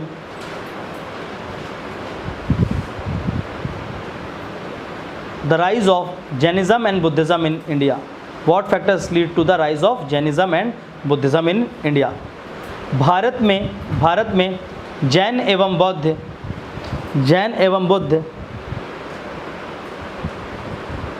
के उदय के कारण को स्पष्ट करें, ठीक है। और एक और प्रश्न लिख लेंगे किसका, पतन के कारण का। ये दोनों क्वेश्चन देखो, मैं आपका रेंज कवर कर रहा हूँ ना, आपका टेंशन मत लो, पूरा इस क्वेश्चन के थ्रू आपके पूरे सब्जेक्ट का रेंज कवर किया जाएगा, ठीक है। तो एक उदय और पतन दोनों को ही आप अलग अलग प्रश्न लिखेंगे, एक एक सिंगल। अभी कितने क्वेश्चन हो गए? 11 ही हुए। 15 क्वेश्चन हो गए ना, ठीक है। आज ज़्यादा नहीं लेकर जाऊँगा, आज फर्स्ट डे है आपका, ठीक है, लेकिन कल से हम लोग अपने क्वेश्चन को पूरा बढ़ाएंगे।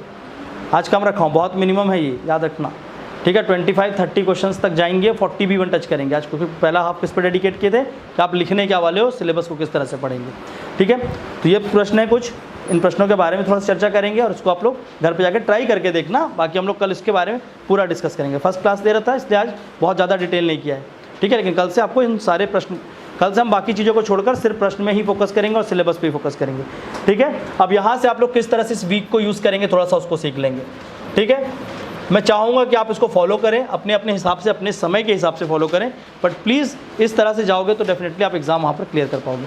अब यहाँ पर देखो अलग अलग तरीके के बच्चे हैं, ठीक है, वो सबके लिए मैं बता रहा हूँ। फर्स्ट पहले वो लोग हैं जो पूरे साल भर अभी फ्री हैं। फ्री है मतलब उनको कहीं और कुछ एग्ज़ाम नहीं देना है, पीएससी की तैयारी करनी है, वो फ्री हैं। उनको ना किसी तरीके की क्लास करना है, वो सिर्फ टेस्ट सीरीज़ कर रहे हैं और यहाँ पर आकर क्लास कर रहे हैं, ये वाला। इसको छोड़े वो साल भर कुछ नहीं कर रहे, ठीक है ना। वो प्री की ही तैयारी कर रहे हैं, वो अपने मतलब पीएससी की तैयारी में पूरी तरीके से लगे हैं। अब उनके क्लासेस हो चुके हैं, पूरे क्लासेस के साथ वो डन हो चुके हैं। क्लासेस के बाद अब वो उनको सिर्फ मेंस आंसर राइटिंग और टेस्ट ही प्रिपेयर करना है, मेन उनका ये ऑब्जेक्टिव है, ठीक है। दूसरे तरह के बच्चे कौन होंगे? जो क्लासेस कर रहे हैं, जो अभी क्लास कर रहे हैं, अभी उनका क्लास ख़त्म नहीं हुआ या किसी भी तरीके का वो क्लास कर रहे हैं, इन क्लास को छोड़कर, इस क्लास को छोड़कर और भी क्लास कर रहे हैं, वो कैसे मैनेज करेंगे उनके बारे में बात करेंगे, ठीक है। ये बहुत ही अच्छा है, बहुत बड़ा करेज है कि आपका क्लास चलते हुए आप मेंस आंसर राइटिंग और टेस्ट को भी कर रहे हैं। ये अपने आप में एक कैरेक्टर को प्रेजेंट करता है कि आप रेडी हैं, कितना भी हार्ड वर्क आपसे कराया जाए, ये बहुत अच्छी बात है, ठीक है। तो क्लास के साथ जिन लोग बैठे हैं, and there are the third set of individual, ठीक है, जिनको ये नहीं पता है कि अभी यहाँ पर क्यों बैठे हैं, जो लापता लोग हैं। नहीं, मैं बता रहा हूँ, उनको नहीं पता है, वो क्या करेंगे, आगे चलकर भटक जाएंगे, विथ टाइम वो धीरे धीरे भटकते जाएंगे, ठीक है। तो जो एक भटकाव की ओर बढ़ेंगे, पक्का होंगे, इस क्लास में भी होंगे, कितना भी समझा लो होंगे, ठीक है। तो इनके लिए तो मैं कुछ नहीं बोलने वाला, जो भटकाव के लिए होंगे मेनली मैं बोलूँगा इन दो चीज़ों के लिए, ठीक है ना।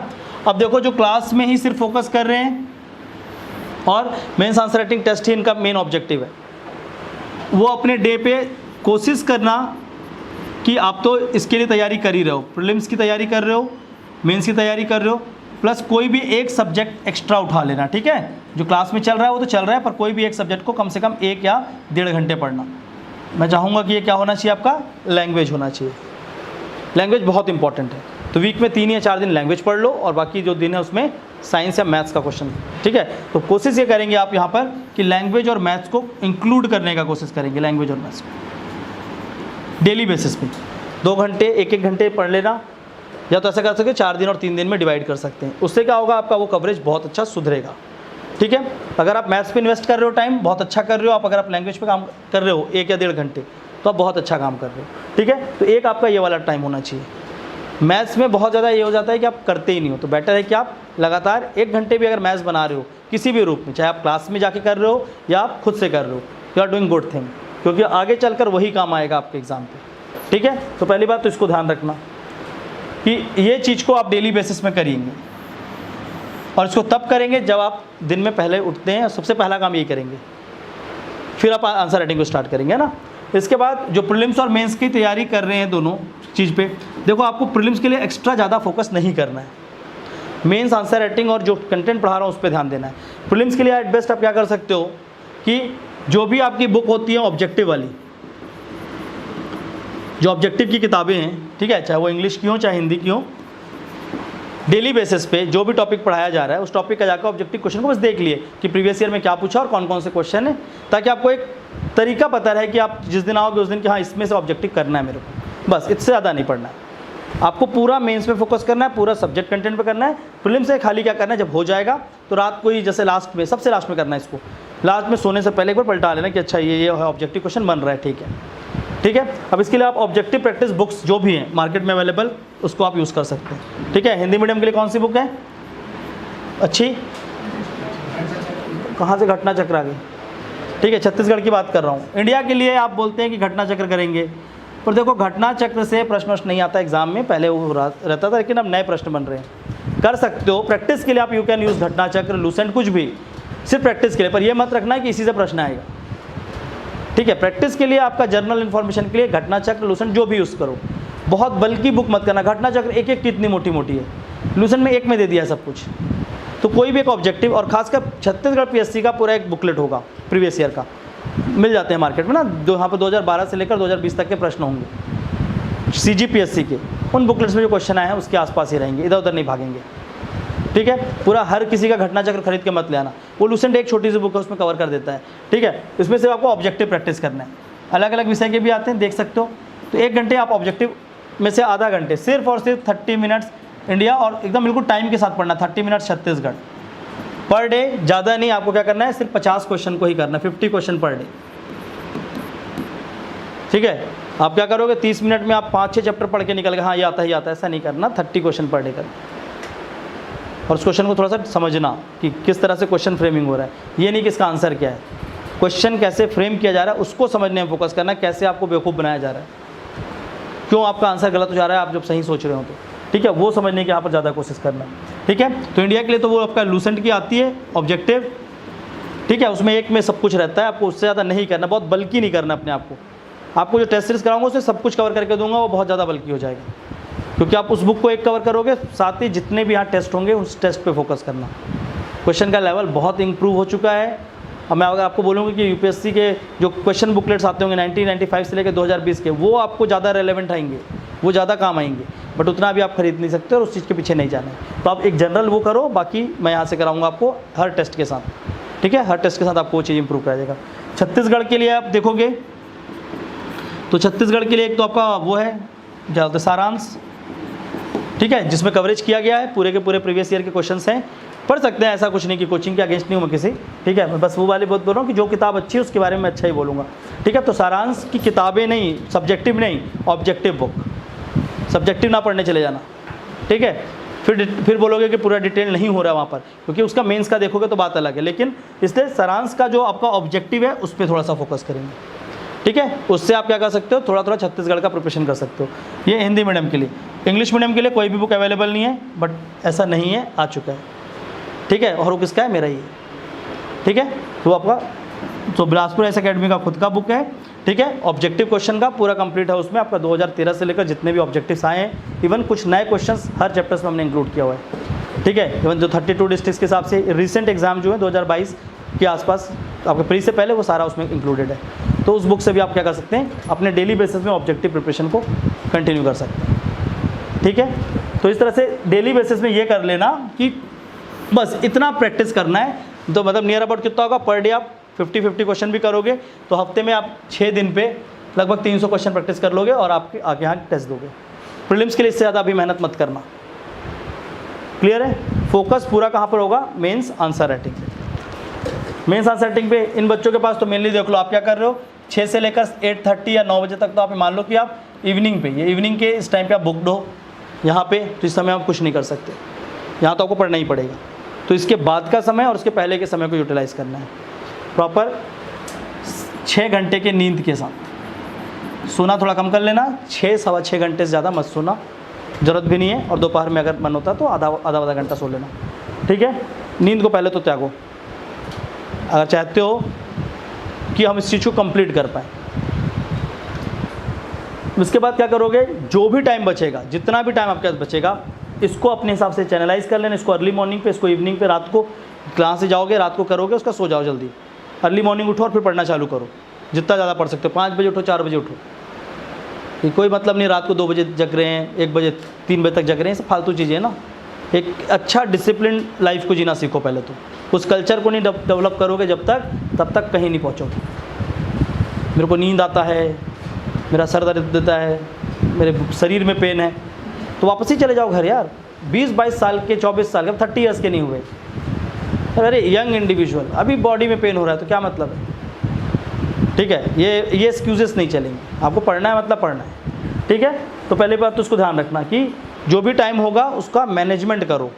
और आंसर राइटिंग को पर डे आप कोशिश करो कि कम से कम 6 to 7 आवर्स डेडिकेट करेंगे अपने टेबल पे रहकर। 6-7 घंटे लिखेंगे नहीं, उतने घंटे डेडिकेट करेंगे, मतलब बुक्स भी रीड करेंगे, इसी के बीच में फिर आंसर भी लिखेंगे।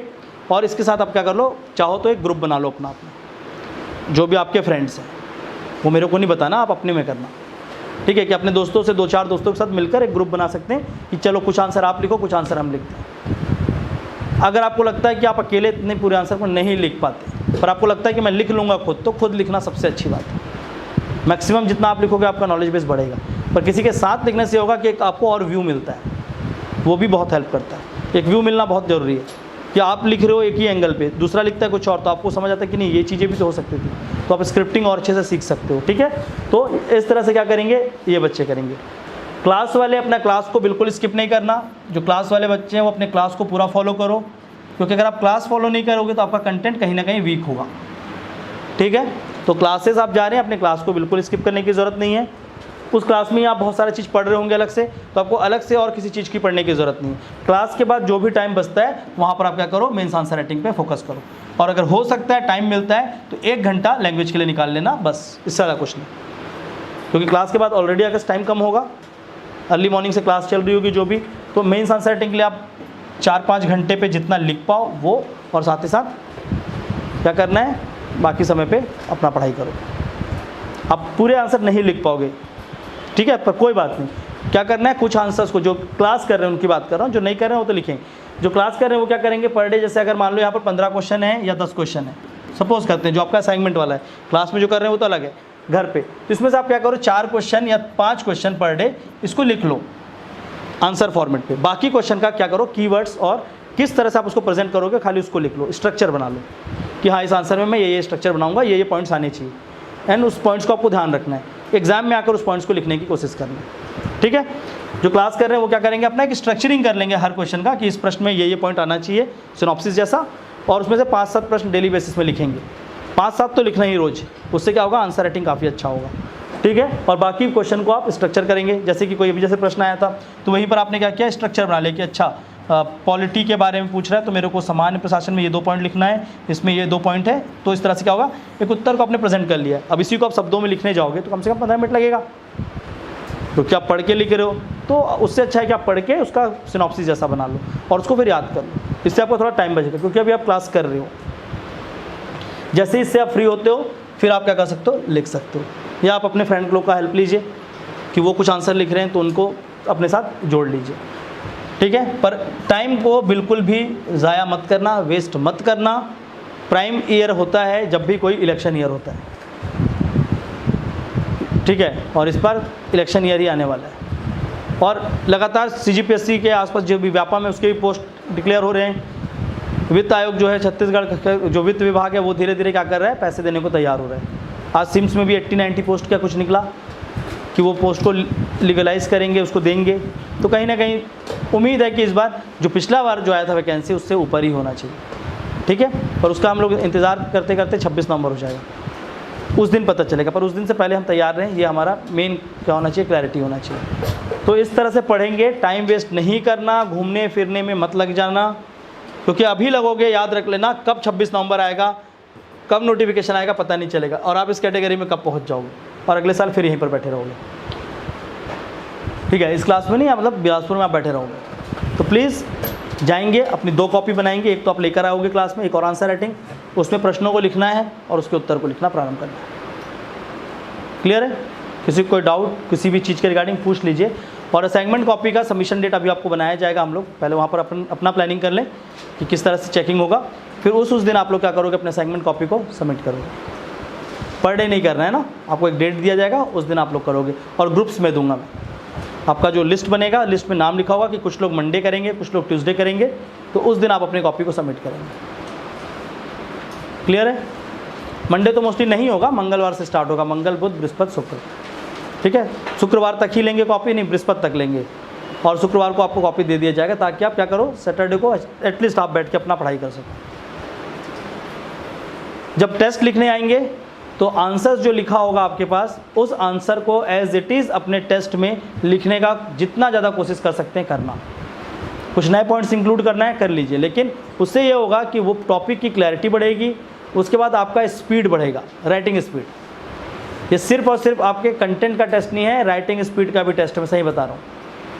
मेंस का पेपर छूट जाएगा, और जब छूट ही गया क्वेश्चन तो फिर आप कहाँ से पास होगे, क्योंकि 3 घंटे में 44 क्वेश्चन लिखना होता है, 44 प्रश्न। 2 मार्क्स, 4 मार्क्स, 8 मार्क्स, 15, आपका लगातार मार्क्स वेरी करते हैं, ठीक है। और जब मेंस जब कोई देता है तो उसको भी पता चल जाता है कि मेंस कितनी बड़ी चीज़ है।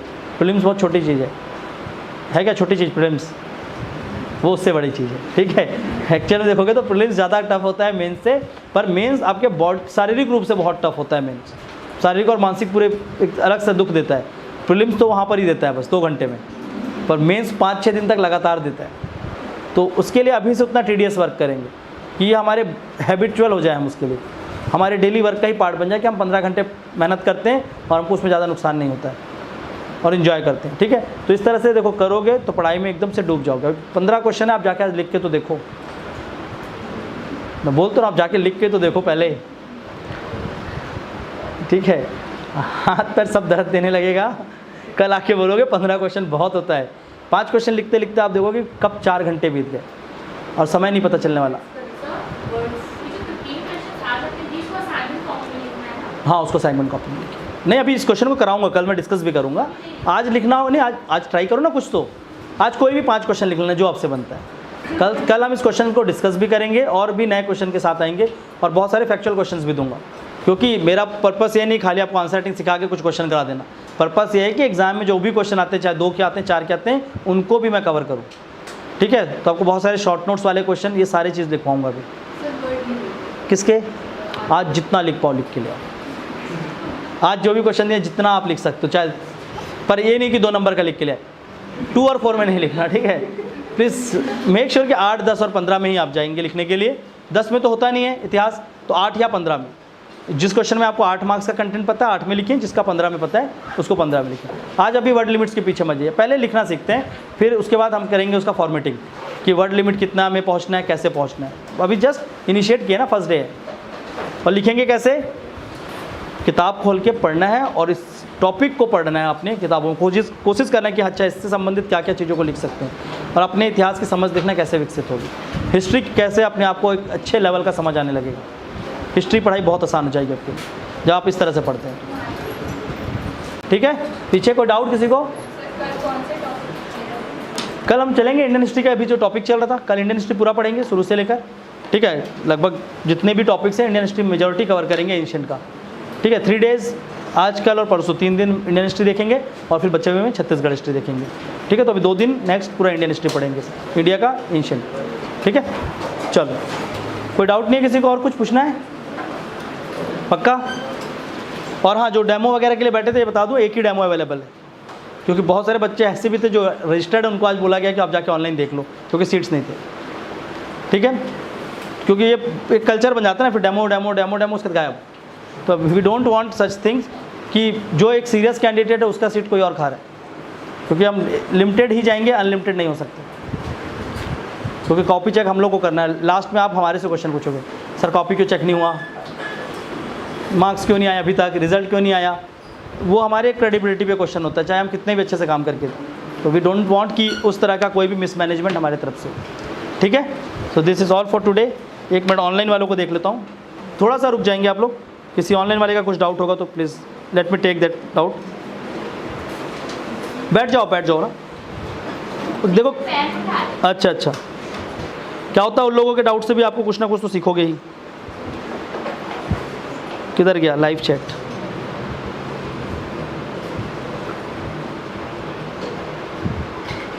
कोई है क्या ऑफिस में? क्या कोई पूछना? मेरे इधर PDF फॉर्म में अच्छा इधर, ओके, ऑलरेडी आंसर कर दिया सर, ठीक है। हाँ, इंग्लिश का वो बताया ना अभी आपका, बिलासपुर एकेडमी की बुक है, उसको आप ले सकते हैं। देन रेखा खोटे, हाँ वो ऑब्जेक्टिव वाली बुकलेट है, सेम उसी को ले लेंगे, ठीक है ना। ह्यूमन लाल क्या होता है? बड़ा अच्छा नाम यार, बहुत हौसला मिला सर जी आज के लेक्चर से। हौसला किस तरह का हौसला मिला? ठीक है, थैंक यू यार। नहीं, हौसला मिलना चाहिए, वो सबसे इम्पोर्टेंट वही है कि आप मोटिवेटेड रहें, आपके अंदर एनर्जी चलते रहना चाहिए ना, पता चलना चाहिए कि ऊर्जा है आपके शरीर में। आप लोग जी रहे हैं, पता ही नहीं है कि एनर्जी है। उतने सारे दार्शनिक लोग बोले ना ऊर्जा आपके अंदर है, ठीक है, तो उस ऊर्जा को पहली बार आप फील करोगे। क्लियर है? सो प्लीज़ अच्छे से जाकर घर पे आज से बेडशीट वेडशीट जो भी बिछाया होगा सबको हटाएं, पुराने किताबों को, उस व्यक्ति को जो फर्स्ट ईयर आया था ये बोल के कि मैं पढ़ूंगा, पीएससी निकालना है चाहे कुछ भी हो जाए। कई लोग आके मेरे को भी डायरेक्ट बोल के गए सर आप जो बोल दो कर देंगे, ठीक है, तो वो भी अपनी उन बातों को पूरा करें। जो ऐसा नहीं बोले हैं, जो अपने आप को ये चीज़ बोले हैं कि मैं इस साल करूँगा, वो अपने आप की उस बातों को पूरा करें, ठीक है। और अगर आप एक सीरियस कैंडिडेट हैं, अगर पूरी ईमानदारी से साल भर पढ़ते हैं तो आप इस एग्ज़ाम को निकाल के जाएंगे, 100% निकाल के जाएंगे। मैं ये नहीं बोलता आप 1 साल में 2 साल में, लेकिन इस एग्ज़ाम को आप निकाल जाएंगे अगर आप पूरे तरीके से ईमानदार हैं। अगर आपके अंदर ईमानदारी नहीं है, अपने आप से स्किप करते हो चीज़ों को, लाइटली ले लेते हो चीज़ों को, मजाक की तरह कि यार यही तो पूछ रहा है, फिर आपके साथ पीएससी बोलेगा अरे तू तो यही कर रहा है, सही बता रहा हूँ, ठीक है, पीएससी भी यही बोलेगा तू तो यही कर रहा है तो तेरे को मैं क्यों लूँ, ठीक है। तो प्लीज़ अब यहाँ से एकदम सीरियस होकर आज से अपने पढ़ाई स्टार्ट किया, ये मान लो, और इस साल का पीएससी हमको निकालना है, हम सब मिलकर निकालेंगे इसको, और मैक्सिमम टू मैक्सिमम जितने लोग का हो सके उतना सिलेक्शन लेंगे। 100% मिले तो बहुत अच्छी बात है, ठीक है, पर उसके लिए आपका इनपुट चाहिए, मेरा नहीं। मैं तो पढ़ा रहा हूँ आपकी तरफ से, सॉरी आउटपुट आपसे चाहिए, इनपुट तो मैं दे रहा हूँ, ठीक है, आउटपुट आपसे चाहिए। अगर आपकी तरफ से परफॉर्मेंस नहीं आया, कॉपी सबमिट नहीं कर रहे आंसर राइटिंग, ये सोच के कि मैंने गलत आंसर लिखा है, गंदा लिखा है, तो हमेशा गंदा ही लिखोगे। पर उसको एक बार चेक करा के रेक्टिफाई कराओगे तो हो सकता है नेक्स्ट टाइम वो गलती ना करके आप अच्छा लिखो।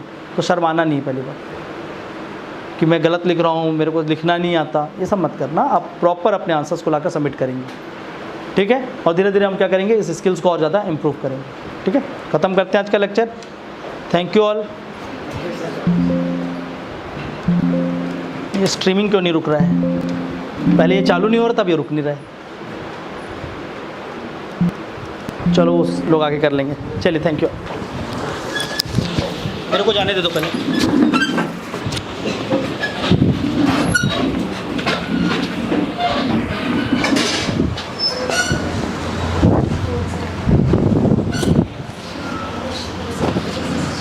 गाड़ी का हाँ गाड़ी क्या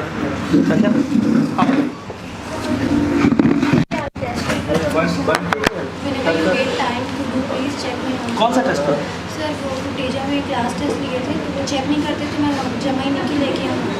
अब ये सब छोड़ो, आप यहाँ का करो, मैं जी, सब कुछ करूँगा, ठीक है। सर स्ट्रीमिंग ऑफ नहीं किया, वो बंद ही नहीं हो रहा है। जाके देखना नहीं, पहले तो चालू नहीं हो रहा था, अभी आओ यहाँ से वो कर दो पहले तो। ठीक है, यहाँ से नहीं होगा ना, वही जाके देखो, वो हो ही नहीं रहा।